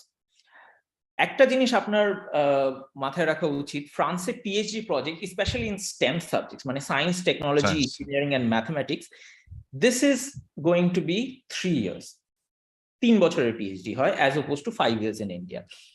কিন্তু আপনি যদি পিএইচডি করতে চান হিউম্যানিটিজ, আর্টস, সোশ্যাল সায়েন্সেস, তখন আপনার পিএইচডিটা 5 বছর লেগে যেতে পারে। কিন্তু in both cases they are perfectly recognised by the Indian government, এটা আমি স্ট্রেস করতে চাইছি। আপনার যদি এই কোর্সটা ভালো লাগে, আপনি যদি এটাতে অ্যাপ্লাই করতে চান, আপনি এখানে দেখতে পাচ্ছেন যে the opportunity to make thesis in English, এটাতে টিক বক্স করা আছে। মানে আপনি পুরো পিএইচডি আপনার থিসিসটা তৈরি করে সেটাকে ডিফেন্ডও করতে পারবেন পুরোপুরি ইংলিশে। You do not actually need French to apply for this PhD. আপনার যদি অ্যাপ্লাই করতে হয়, you can just click here to connect and apply. That's it. The last thing, just আমি আর 1 মিনিট সময় নেবো আপনাদের কাছ থেকে। লাস্ট থিং যেটা আমি আপনার সঙ্গে আপনাদেরকে বলতে চাইছি, যদিও এটা এই বছর কলকাতায় আর হচ্ছে না, কিন্তু পরের বছর কলকাতায় ফিরে আসবে মোটামুটি ফেব্রুয়ারি নাগাদ, চুজ ফ্রান্স স্টোর। আপনারা যদি আমার স্ক্রিনটা এখন দেখতে পারেন, আমি ওয়েবসাইট খুলেছি IF India - যদিও এই ওয়েবসাইটটা আপনি choosefrance.in এও অ্যাক্সেস করতে পারবেন, choosefrance.in, www.choosefrance.in এ অ্যাক্সেস করতে পারবেন। প্রত্যেক বছরই আমরা মোটামুটি 40 থেকে 50টা ইউনিভার্সিটি রিপ্রেজেন্টেটিভকে ইন্ডিয়াতে আনি। স্পেসিফিক্যালি জেনারেলি অক্টোবর নাগাদ এই ইভেন্টটা আমরা হোস্ট করি ইন্ডিয়াতে। আর এই বছর, আর প্রত্যেক বছরই আলাদা আলাদা শহরে হয়। এই বছর 4টে শহরে হচ্ছে, কোচি, ব্যাঙ্গালোর, মুম্বাই আর দিল্লি, 11 থেকে 16 অক্টোবরের মধ্যে। প্যান্ডেমিকের মাঝখানে এটা অল ইন্ডিয়া বেসিসে আমরা অনলাইন করেছিলাম, এখন আমরা ফিজিক্যাল ফরম্যাটে ফিরে এসেছি, আর আশা করছি যে আমরা ফেব্রুয়ারি নাগাদ কলকাতায় আবার করতে পারবো এই ইভেন্টটা। বাট আপনারা যদি এই মুহূর্তে এই শহরগুলোতে ভিজিট করেন নেক্সট মান্থে, একবার আমাদের সঙ্গে দেখা করে যেতে পারেন। চুজ ফ্রান্স স্টোর, এটা পুরো ডিটেলস আপনি ওয়েবসাইটে পাবেন, choosefrance.in। আর এইখানে যদি আপনি ভিজিট করেন, আপনার সুযোগ থাকবে সরাসরি কথা বলার 40 থেকে 50টা ইউনিভার্সিটির সঙ্গে। কিছু কিছু ইউনিভার্সিটি যারা আসছেন তাদের আমি জাস্ট একটা স্যাম্পল দেখাচ্ছি আপনাকে। This include some of the best engineering schools in Europe, some of the best management schools in Europe, but also very specialized schools. আপনি ধরে নিন ISIPCA আসছেন, যারা হচ্ছে the premier fragrance formulators in the world. ফ্রান্সের cosmetics industry নিয়ে নিশ্চয়ই আপনারা জানবেন, it's one of the biggest in the world. আর সেটার জন্য যে কেমিক্যাল ইঞ্জিনিয়ারিং ব্রাঞ্চ থেকে যেটা ট্রেনিংটা দরকার হয়, সেটা শুধু ISIPCA তেই পাওয়া যায়। They have trainings completely in English as well. কিছু অ্যানিমেশন স্কুলও আসছেন, কিছু হোটেল ম্যানেজমেন্ট, টেক্সটাইল স্কুলস ও আসছেন।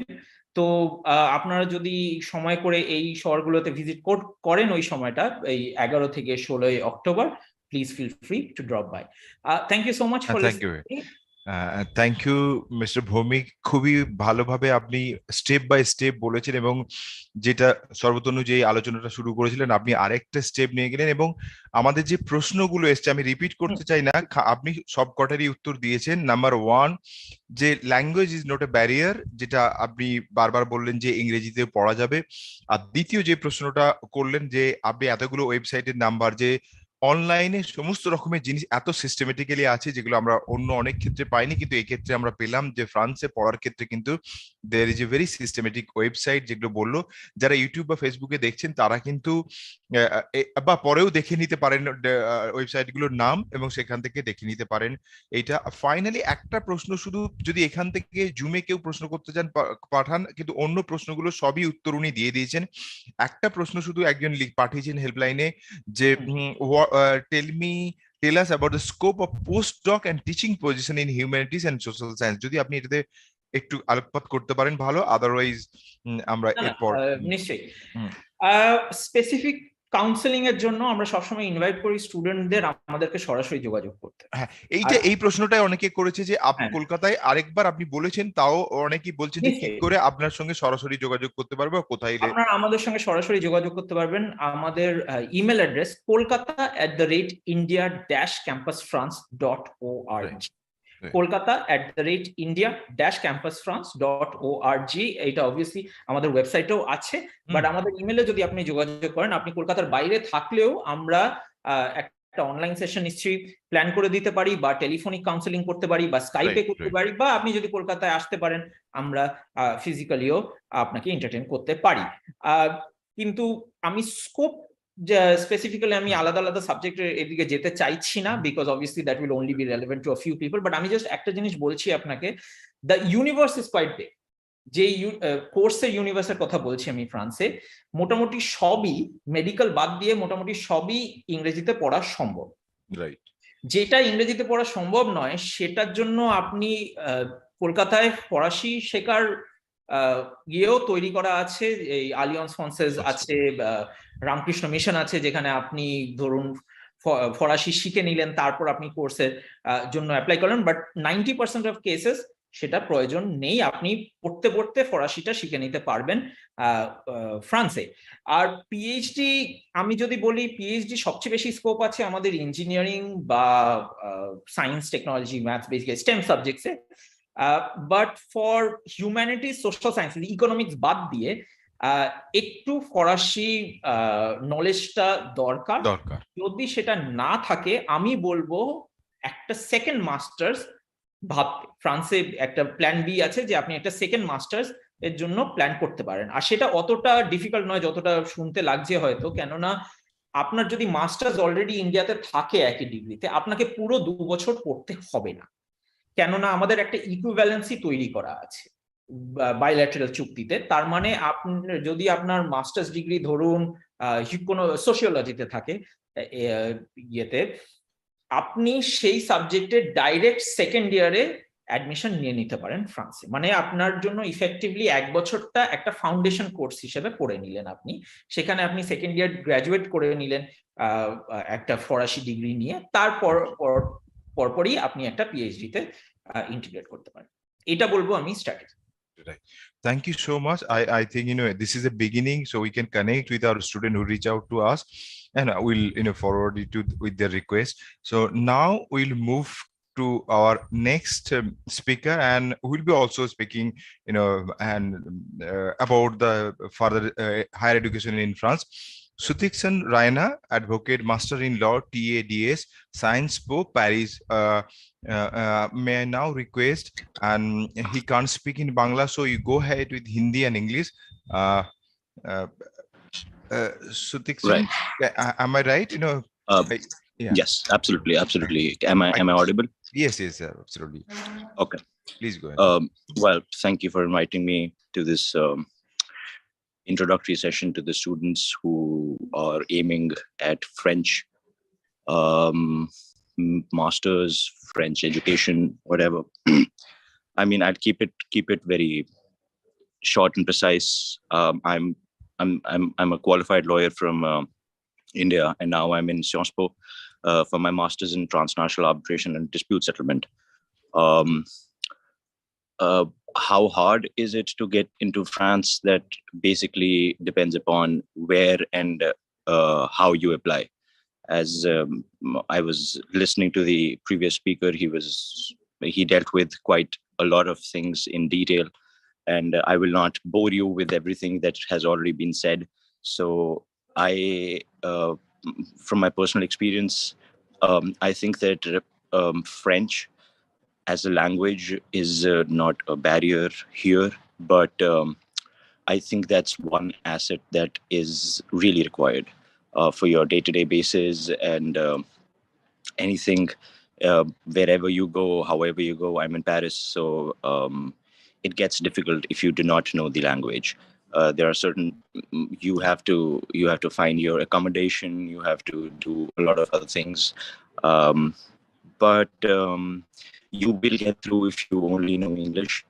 And if there are, basically, I just want it to be a conversation session if you have any questions regarding how to apply and when to apply. Campus France people have already dealt with them. If you have any specific questions as far as I mean, anything but that is concerned, I'm here to help you. You can ask your questions, and I'll be more than happy to answer them.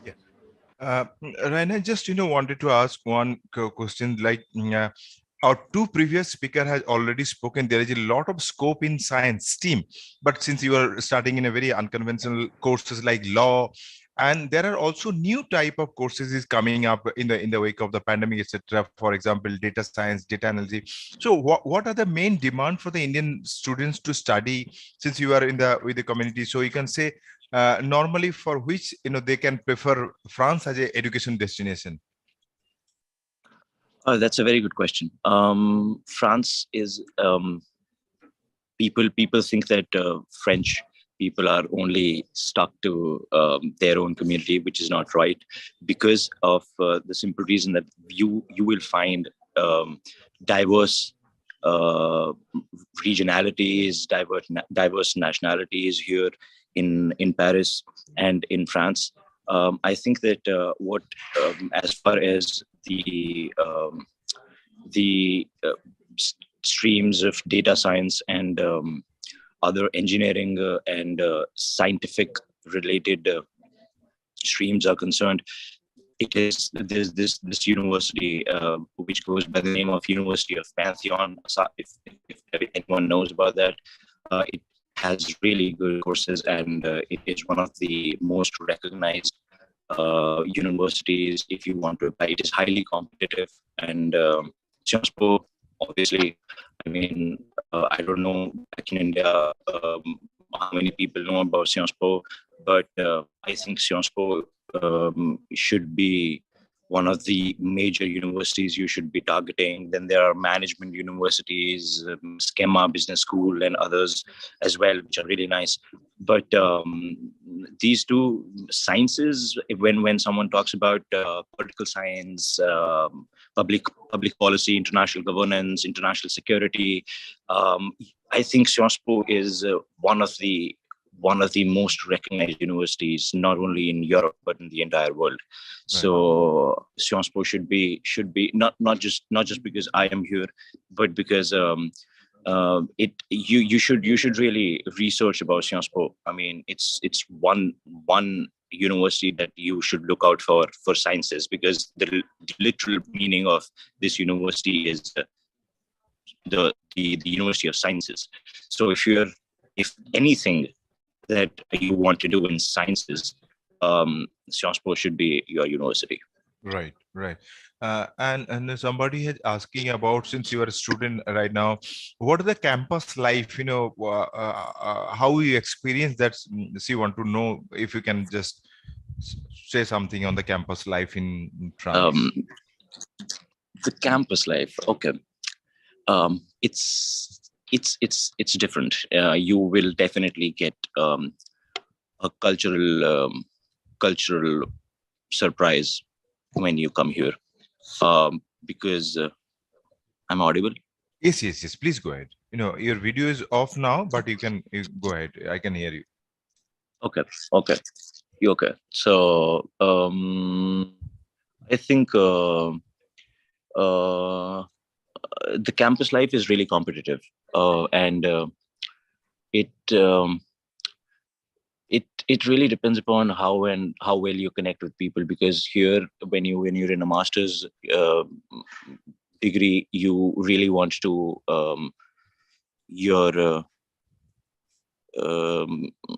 you really want to get to a place where you make connections. So campus life is actually one of the major reasons people come out of their country and connect with people. Right. So as far as the campus life in its entirety is concerned, it's really nice. I mean, people are very welcoming, and I had my fair share of speculations when I was in India. How will it be and stuff like this? But I think that it is literally one of the best campus life experiences you'll have. That also depends upon which university are you in, for sure. Right. If I'm talking about University of Pantheon, Schema, Sciences Po, these are literally like they have a diversification of nationalities. So you not only meet only French people, you meet people from the entire world. Right. For example, in my class, I have people from Greece, I have people from Latin America, I have people from US, I have people from Italy, China. So it's really a nice cohort. So you learn a lot about cultures that you will not learn about in a domestic realm of affairs. Yeah. And the final question for you, you said, like our previous speaker say, beside the language proficiency in French, you can manage, but you started with that it's better to learn. So beside cultural Yes. surprise, language also know how you how, like, what are the suggestions to the new who wants to pursue higher education in the France or about the language proficiency?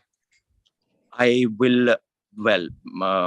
was told this by when I was applying here, that language is not a barrier, and you will get through and everything.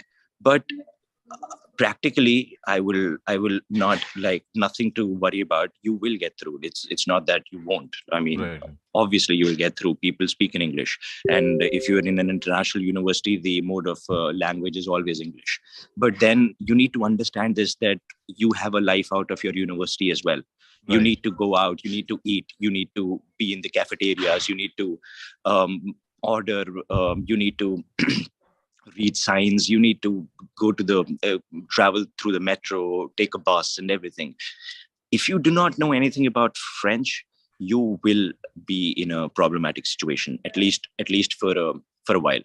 Because see, I in all fairness and disclosure, I am also learning French. I don't know how to speak in French. Right. And I personally find it a huge difficulty for me to actually converse with people who, for example, order food, right? You just imagine, I mean, you're in a different country, and how will you order food?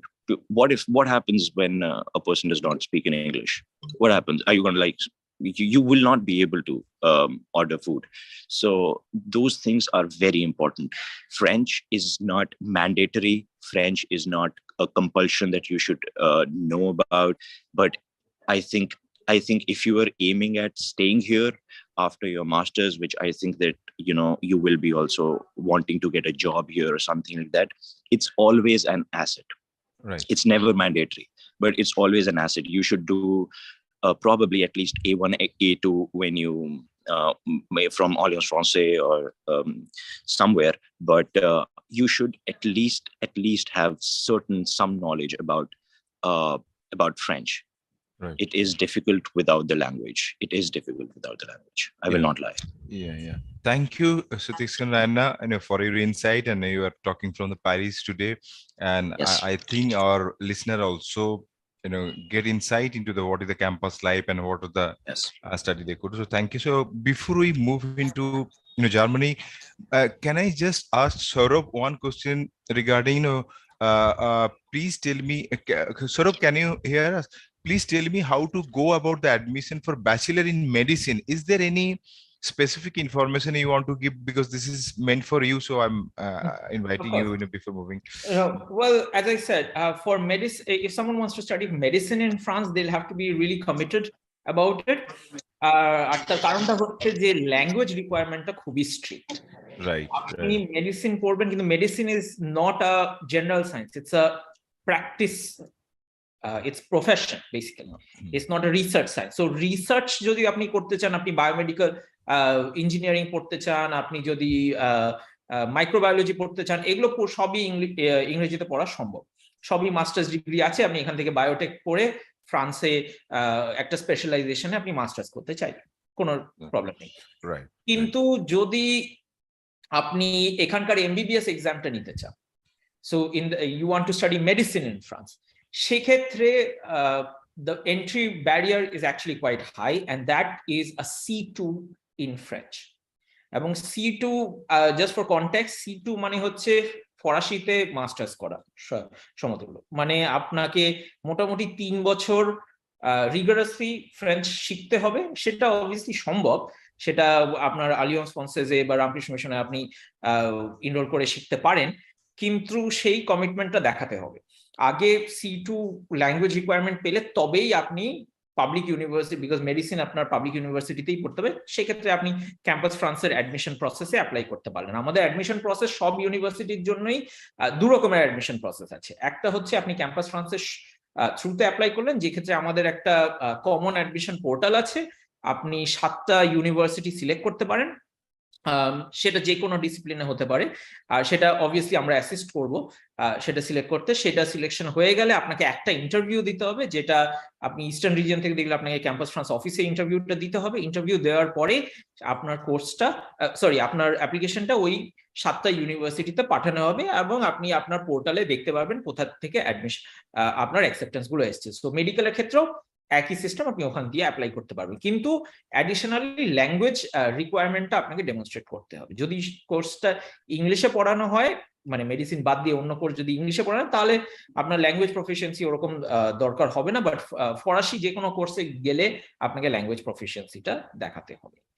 আর আপনি যদি private ইউনিভার্সিটিতে apply করতে চান, তাহলে অ্যাডমিশনটা খুবই সোজা। আপনি ওদের ইউনিভার্সিটি ওয়েবসাইটে ডাইরেক্ট অ্যাপ্লিকেশন করলেন, আপনার একটা স্কাইপ অনলাইন ইন্টারভিউ একটা হলো, সেখানে যদি আপনাকে অফার লেটার দেওয়া হয়, আপনি ইমিডিয়েটলি অফার লেটার নিয়ে ক্যাম্পাস ফ্রান্স অফিসে যোগাযোগ করতে পারেন, যেখানে আমরা ভিসা ইন্টারভিউটা সো দ্যাটস দ্য প্রসেস। আর একটা এর সঙ্গে প্রশ্ন ছিল যে এইসব ক্ষেত্রেও কি কোনো স্কলারশিপ পাওয়ার সুযোগ থাকে, specially medicine? Obviously, but again আপনি দেখুন, স্কলারশিপ 2 রকমের হয়, যেটা বললাম। ইমপ্লিসিট স্কলারশিপ যেটা আছে সেটা সবাই পাবে। আপনি যে কোর্সে যাচ্ছেন, obviously the course is subsidised by the government. তার উপরে যে স্কলারশিপটা আছে সেটা আপনাকে অন ডিমান্ড অ্যাপ্লাই করতে হবে, এবং দ্যাট ইজ মেরিট বেসড। তো সেটা সব মানে ইউনিভার্সিটির ক্ষেত্রেই আছে, আর ক্যাম্পাস ফ্রান্স আপনাকে সেখানে সাহায্য করবে আপনার সাবজেক্ট অনুযায়ী স্কলারশিপ খুঁজতে। Thank you mister Bhowmik once again, অনেক ধন্যবাদ, আপনি এটা ক্লারিফাই করলেন। আরো কিছু প্রশ্ন আসছে, কিন্তু অলরেডি আপনি সেগুলোর উত্তর দিয়ে দিয়েছেন আপনার প্রেজেন্টেশনে, আমি সেগুলো নিচ্ছি না।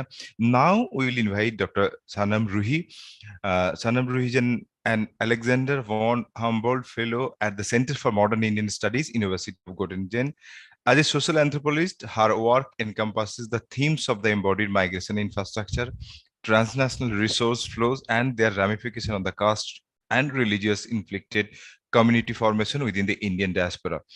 With a PhD from anthropology from the University of Amsterdam, her research outputs include the publication of a few book chapters and articles in journals, including Modern Asian Studies, Journal of Contemporary Asia, International Political Sociology, and Ethnic Migration Studies. Apart from a co-produced film on diaspora philanthropy, she has worked as an assistant professor at St. Joseph Autonomous Bangalore between September 2016 and 18, was a 2018 SSRC Intra-Asia Fellow at Global and Trans-Regional Studies Platform. Also, Ruhi is an editorial board of Comparative Migration Studies Journal and member of Calcutta Research Group. And she's also well-versed in English, Hindi, Bangla, and maybe now in Germany. So she will speak on education opportunities in Germany. Over to Sanam. Thank you very much, Sabir. Am I audible? Yes. Thank you. Great. Fantastic. Thank you very, very much. And hello, everybody who's watching me. I am at the Center for Modern Indian Studies right now, sitting in my office. And although I don't represent any companies, and I haven't been a student here myself, I've been here in Germany for the last 4.5 years almost, but always in a postdoctoral research capacity, fellowship capacity. But today I'm going to present a few things to you. I've made a few slides, and these are based on 2 days ago, Sabir reached out to me, so I have done some quick research, and what I'm going to present to you is based on that, but the interactions that I've had with mostly Indian students who have done masters.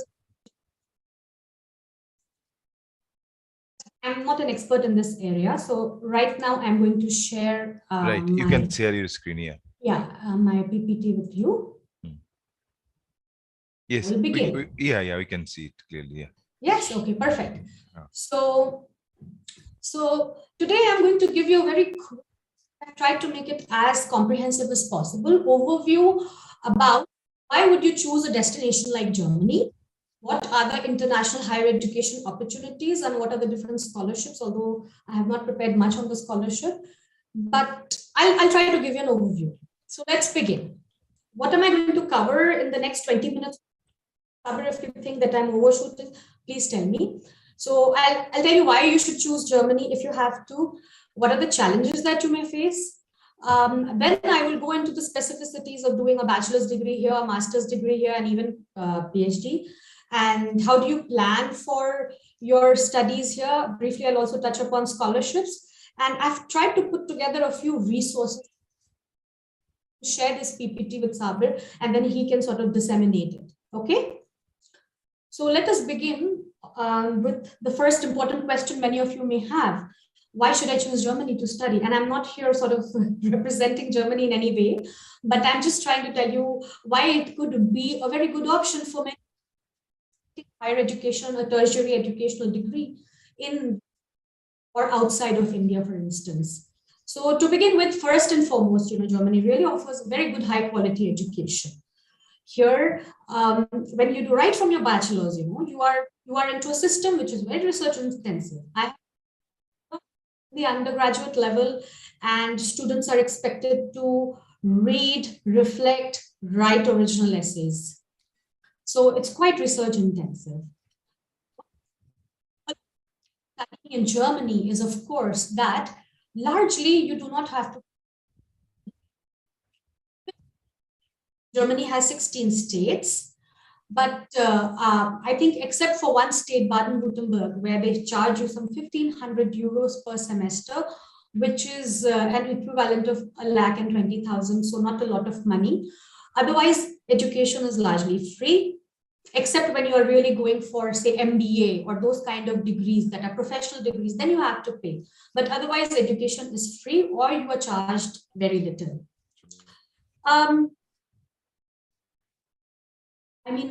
Something that, sits well with a lot of Indian students that I've come across is that they consider the cost of living in Germany to be very low, or at least lower, definitely much lower, when you compare it to, say, the UK and the US and other destinations. So I'll give you one example. So students who are living in student housing and in a shared accommodation have a room to themselves, pay somewhere around 200 to 250 euros, which is roughly around 16 to 18,000 rupees. And I have taught in India, as Sabir just mentioned, and my students were paying that much for PGs in Bangalore. So you pay something similar. And apart from that, even the cost of groceries, for example, is lower. Of course, there is a bouquet of programs that you can select from. There are many, many career-oriented programs, apart from very conventional degrees in physics, chemistry, biology, social science, etc., ethnology, sociology, etc. Moreover, class infrastructure and student facilities. So if you're working in a lab, for example, you'll have all the best equipments, etc. And though digitally,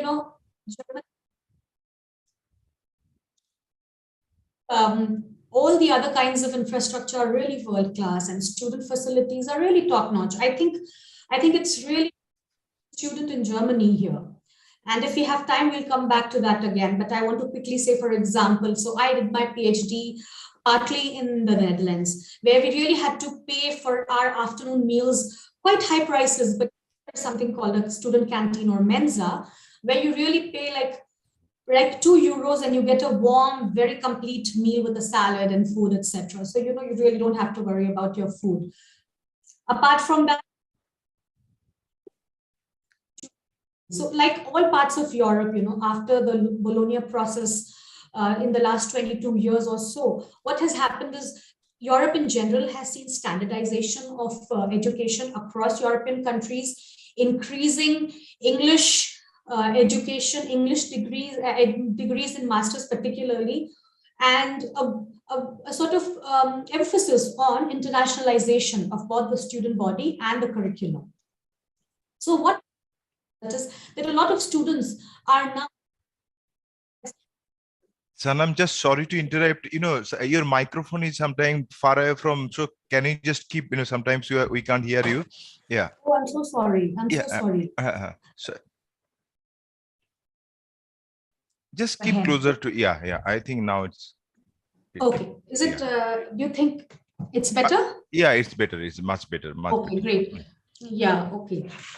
So the other thing that I was telling everybody and is that so there is a huge internationalization, a thrust towards internationalization. What does it mean for Indian students particularly is that increasingly now Indian students are choosing Germany over more traditional destinations like UK and US because of the low cost of the fee or sometimes no fee at all and low cost of living, even compared to other European countries. So those of you who may have missed, I said that the cost of living in Germany is also less. I don't know if you've been watching the news, but recently Germany is now really thinking of how to really attract a lot of talent because there is a labor shortage like in other countries in Europe or the Western countries. So what they have done is they've really tried to make it easier for you to migrate. And there are a lot of opportunities for long-term career and living. For example, one thing that once you finish your degree and master's degree here are for 2 years, you get 18 months of stay. You can extend your visa for 18 months without any problem. And then you can also have different kinds of visas like job suchen or job search visa.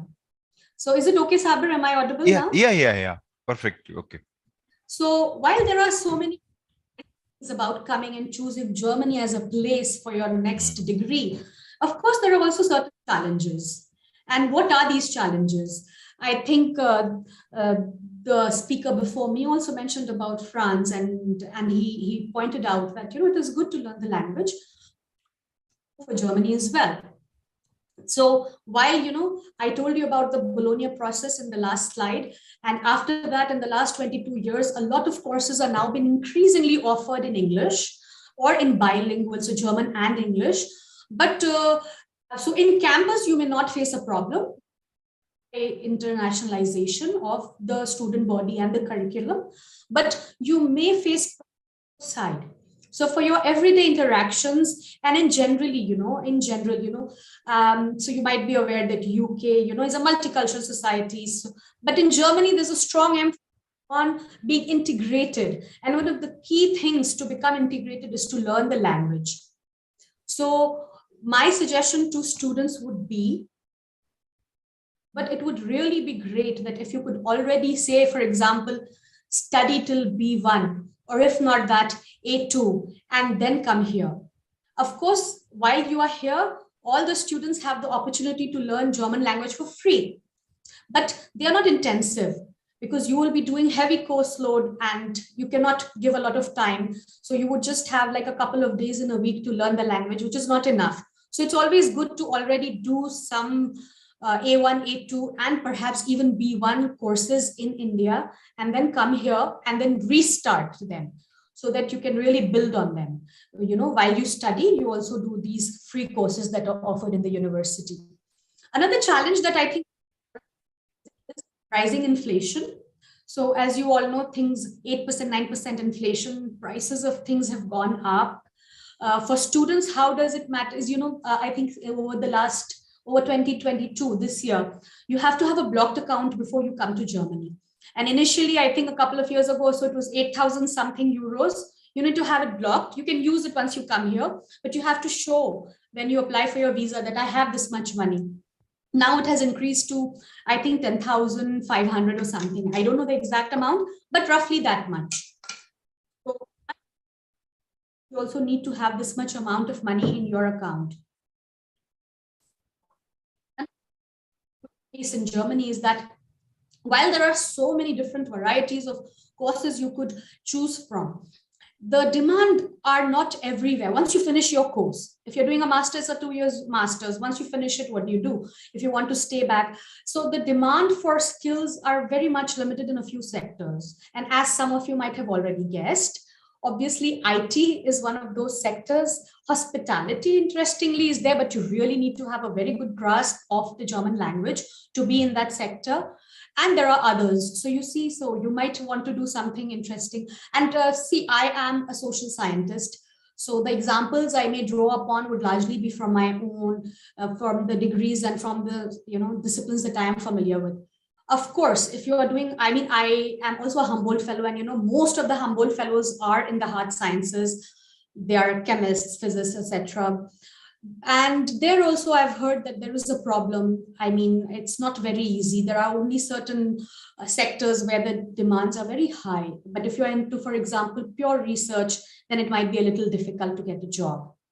So you have to keep that in mind.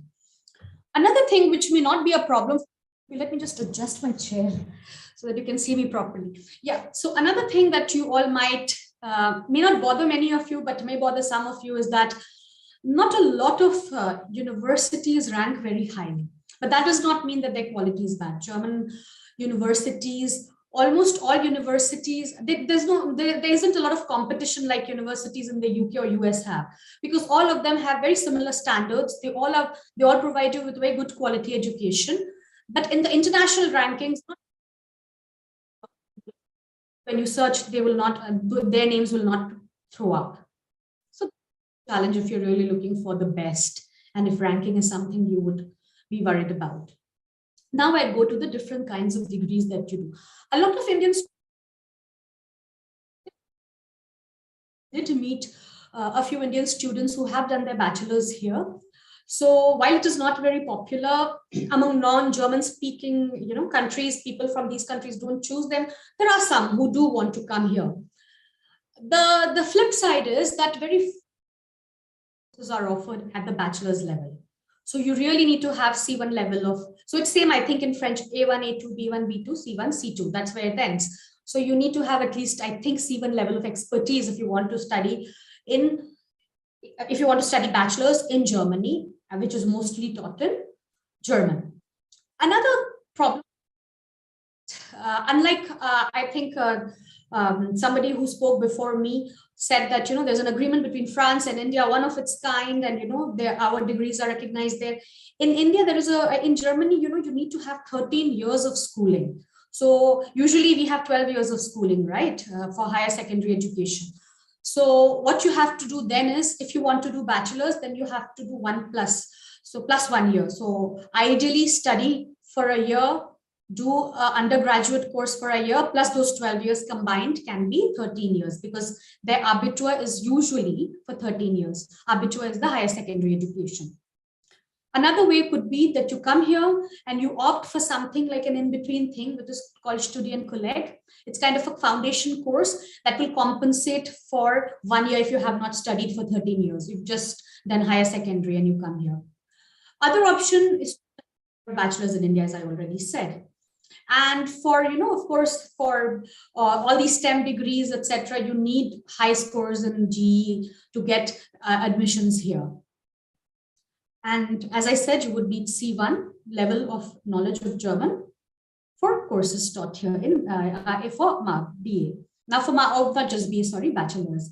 Now, master's a little bit different. As I already said, that increasingly in the last 20 years, they have tried to introduce more and more master's program in English.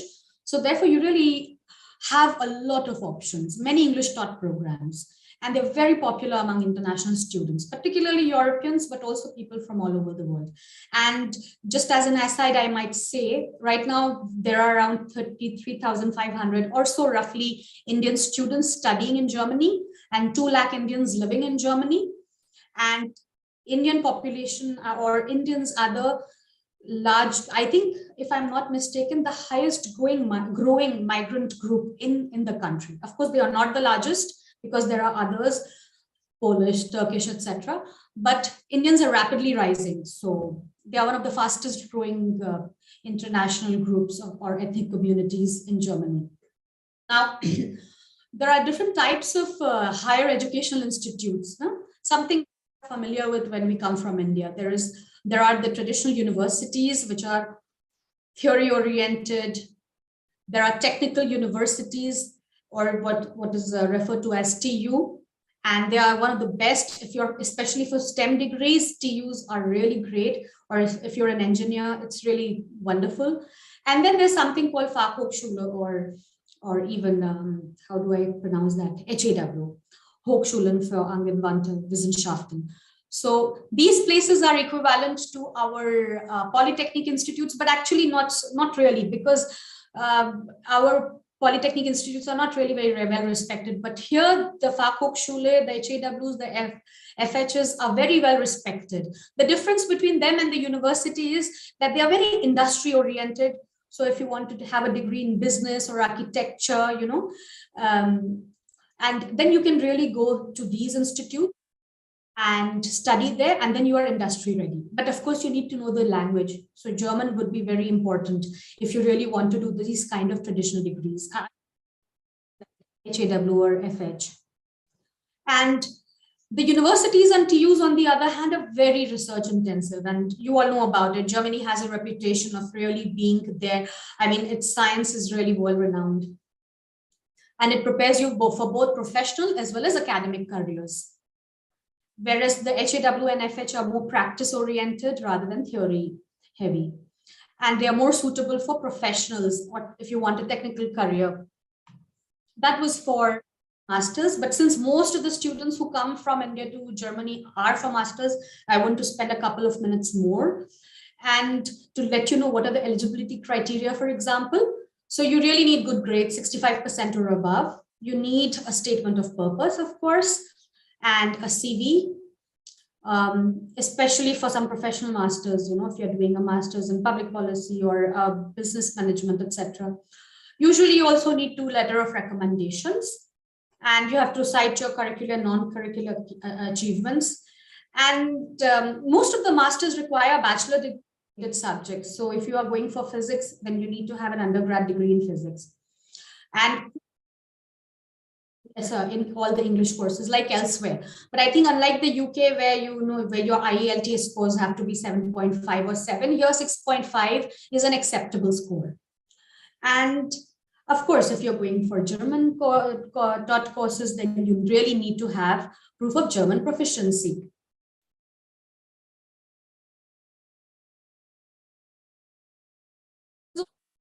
Quite popular among Indian students. A lot of them are increasingly coming and looking forward towards Germany to get their PhD degrees. Like people before me have said, usually it's for 3 years, unlike traditional Indian degrees that are for 4 or 5 years. And when you get a scholarship also, it's usually for 3 years, but sometimes it is extendable by another year. And as I've already mentioned, they are quite research intensive and offer very high quality research facilities and a very stimulating academic environment. And while there is a hierarchy between the professors and the students, of course, where it isn't, it's a little bit flatter than, say, for example, in India. Apart from universities, there are also a network of other research institutes. You might have heard of the Max Planck, the most famous one, Leibniz, Fraunhofer, etc.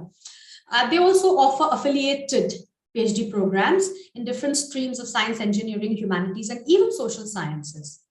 So they may not give a degree directly, but a university, they're affiliated to a university, which might give you. So it's really rich. The landscape is really rich.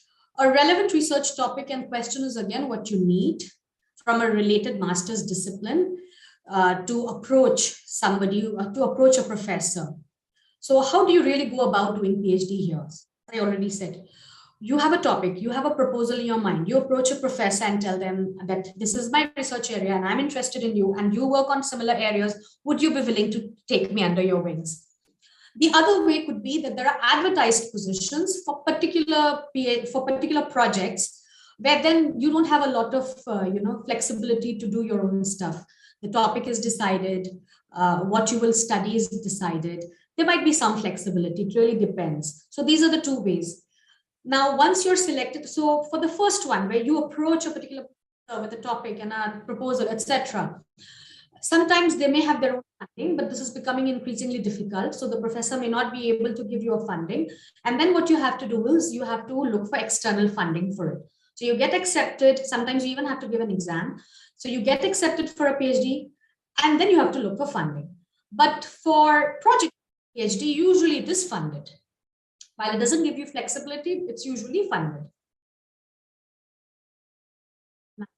how to plan before obtaining admission. So you have to plan a year ahead. It's really, really crucial because there's a lot of planning, and Germans love planning and they expect you also to do a lot of planning. And I think it is good. So plan a year ahead before the deadline that are most suitable to you and that that achieve your own career goals and learning goals. Offer programs. Prepare all documents in advance, especially SOP would require, if you're really targeting some great universities, Tübingen, Göttingen, in Munich. So if these are the universities you are targeting, your SOP has to be of good quality and you have to get it refined. You have to get letter of recommendation. And then there are many, many. That is the most famous, almost all Indians know about it. But then there's also a Deutschland Stipendium that is like a public-private thing. You get 150 euros per month to cover your living expenses. Then every political party in Germany, they have foundations. So there is, Friedrich Ebert Stiftung, Rosa Luxemburg Stiftung, Heinrich Böll, all these are associated with the political party. And they fund masters and PhDs and sometimes even postdocs. Directly, their websites are there. You can apply to them and find out what they have. There's also some kind of assistance, federal training assistance. This is usually meant for German nationals. So if you are, but sometimes international students also get it. And of course, some specialized courses, they attract fee. So while education is free, in some courses, you might have to pay like 1,500 fee per semester. Apart from that, everybody do have 250 or something like that you have to pay. So even if your course is free, you have to pay for the semester ticket. But it gives you many other provisions. Like with that semester ticket, for 6 months, you can travel free in the whole of state, for example, whichever state you are in, you can travel for free in their public transport. So after you've got admissions, what do? You have to get your certificates ready. You have to show your proof of admissions, get your health insurance. If you are below 30, you get private insurance, which is very good. The coverage is very good. But if you're above 30, then you are not eligible for the government insurance, health insurance. Then you have to go for your own health insurance, private insurance, which are sometimes cheaper. But you have to be careful of that. And as I told already, now you need a blocked account. You have to show like 10,500, something like that, now. So you have to show that I have enough money to survive at least 1 year. And then when again you have to renew your visa, then you have to show again that much amount in your account. And of course, you have to also provide them with the proof of English language proficiency. I'm assuming you would come for that. Every website of every university has their own, you can go, you will find that there are scholarships, like you can search what kind of scholarships, what kind of funding options are available to you. So you just have to play around with it. Some of the websites may not be very user-friendly, but then you just need to get a little bit used to it. So if you decide that these are the top 5 universities I want to apply, just get used to the website. Sometimes all the information is not available in English. So their German or Deutsch version will have all the information. English version may have a little less information, but just play around with it. And I have listed some of the resources from where I got some of my information from. So these are listed here. So I will share the slide with Sabir, and then he can share it with all of you, whoever needs it. So I think that's all from me right now. Thank you very much. Thank you, Dr. Sanam Rui. This is really very comprehensive information about, if you want to really pursue study in Germany. And this is really this could be a really popular destination for Indian. Many are going, but as Sanam has described, যেরকমভাবে Sanam বললেন যে education এবং living standard cost কিন্তু অনেক কম in compared to other countries we have discussed in our previous session. So এখানে কিন্তু নানা রকমের সুযোগ, and যেটা বললেন যে quality of education সেটার গুরুত্ব আছে, এবং ল্যাঙ্গুয়েজের প্রফিসিয়েন্সি থাকলে নিশ্চয়ই আপনি অ্যাডভান্টেজ পাবেন। এবং after study, if you want to really settle in Germany, there is a ample scope, যেটা কিন্তু সানাম বারবার বললেন। একটা প্রশ্ন যদি এখান থেকে কেউ সরাসরি করতে চান, আমি চ্যাট বক্স দেখছি আমাদের অন্য হেল্পলাইন গুলোর, তাতে কোনো প্রশ্ন আছে কিনা। ল্যাঙ্গুয়েজ প্রফিসিয়েন্সি নিয়ে অনেক কথা বলেছে, আপনি ইংরেজিতে যেতে পারেন, কিন্তু ল্যাঙ্গুয়েজ প্রফিসিয়েন্সিতে আমাদের আগের স্পিকারও বলেছেন it is added advantage, and if you really want to settle, that will be useful. আমি একবার দেখে নিচ্ছি যে আমাদের অন্য এখানে আছে প্রশ্ন এডুকেশন নিয়ে। রাইট। এটা একটা, আর আরেকটা যেটা বললেন যে ইন্ডাস্ট্রি ওরিয়েন্টেড, যেটা আরেকটি প্রশ্ন আছে যে কোন ধরনের কোর্স গুলো এখন খুব জনপ্রিয় কোর্স, মানে জার্মানিতে ইন্ডিয়ানরা যাচ্ছে এই কারণের জন্য, কেননা নতুন জব অপরচুনিটি, নতুন নতুন স্কিলের দরকার হচ্ছে, সেক্ষেত্রে জার্মানি যেহেতু খুব ইন্ডাস্ট্রি ওরিয়েন্টেড কোর্স পড়ায়, you have spoken about the polytechnic, although polytechnic quality in India is not that good, এখানে আইআইটি ইম্পর্টেন্ট, বাট কি ধরনের ইন্ডাস্ট্রি ওরিয়েন্টেড কোর্স যেগুলো ইন্ডিয়ানরা যাচ্ছে এইগুলো নিয়ে একজন একটু জানতে চাইছেন। Yeah. So there are a few. So I read recently, because it was in the news last few days ago, that Germany is trying to change its sponsorship, visa sponsorship, make it more easier to attract certain skills. What are these skills? Nursing. Right. What are these skills? Of course, computer engineering. See, like all other countries in Europe, they think they're a little behind US, UK when it comes to digitization. So there's a huge thrust towards digitalization and digitization. So then you need to have engineering degree. For example, I just want to briefly mention about the language. For everything else, you really need a good grasp of German if you want to work in a German firm, Right. even if it is an international firm. If you're working in Germany, you need to have the language. But when you are a computer engineer, or when you are somebody who's good with computers, you can get a job even when your language skills are not so good.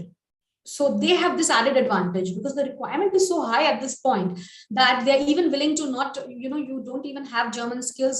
If you're applying for or other kinds of job, they would say, no, first thing you need to speak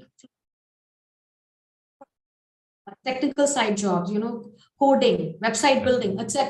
Then they are willing to overlook that you don't know German. So that is one area. I told nursing is one big area. Hospitality industry is very, very much. Good. And I shouldn't say that, but what is called as unskilled or low skilled work is also something. There's a huge demand for it in Germany. But then I think it would be difficult to get visa for those because they really want to facilitate visa for skilled categories. Skilled category, yes. And next question is, I am pursuing BA in education honors. Is education as a subject taught there or it's a popular there? I think, yes, it is taught. Pedagogy is very, very big here, very important. But for that, you really need to know the language. Right, I think that's important. And second, and another query is like one of the popular scholarship program in India is the DAD scholarship. Is it meant for the only humanities or it is applicable to other stream too? I think it's for every stream. So those were, I think it is from the science background, so it is applicable to all, and that is very popular program. And also beside that, as she has pointed out, that many independent institutes, those who also facilitate the higher study in the Germany, for example, the political parties have their own research institute. We know a couple of them, those who work also in India. So I think in terms of destinations, Sanam, you have very comprehensively covered everything, from language proficiency to discipline, etc. This could be another destination, and since this is for education and a skilled job, and they also need a student from the international community, so you can definitely try for that. And language proficiency, because they want to be integrated more, so language is very important. And in Kolkata and elsewhere also, there are various languages courses available. And most importantly, what she said, that you need proper planning. Maybe it's a 1 year planning, because they love planning, and you need to also good plan, otherwise you'll be landed up in a trouble. So I think if anybody from here Zoom wants to ask directly, you can there, or I think we are done, and those who will be seeing later also can get a lot of information from her presentation.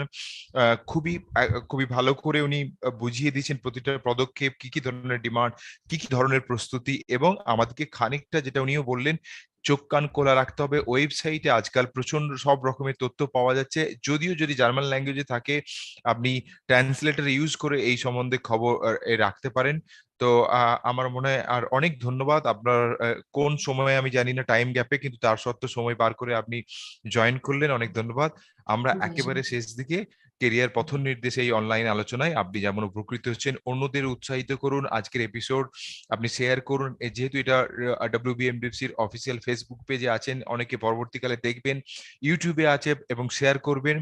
এবং আপনারা যে প্রশ্নগুলো পাঠান, পরবর্তীকালে কোনো প্রশ্ন লাগলে, যেমন ভাবে সানাম বলেছে যে প্রেজেন্টেশন পাঠিয়ে দেবে, আমরা এগুলো শেয়ার করে নিতে পারি, কেন এতে আপনি অনেক উপকৃত হতে পারেন।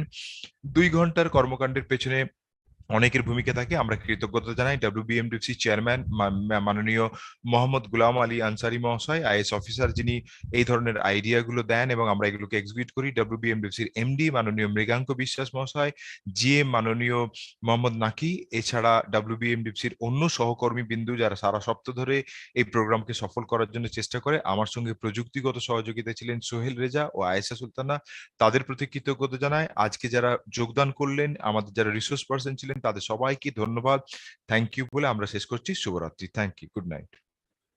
Thank you Sanam, thank you, bye by.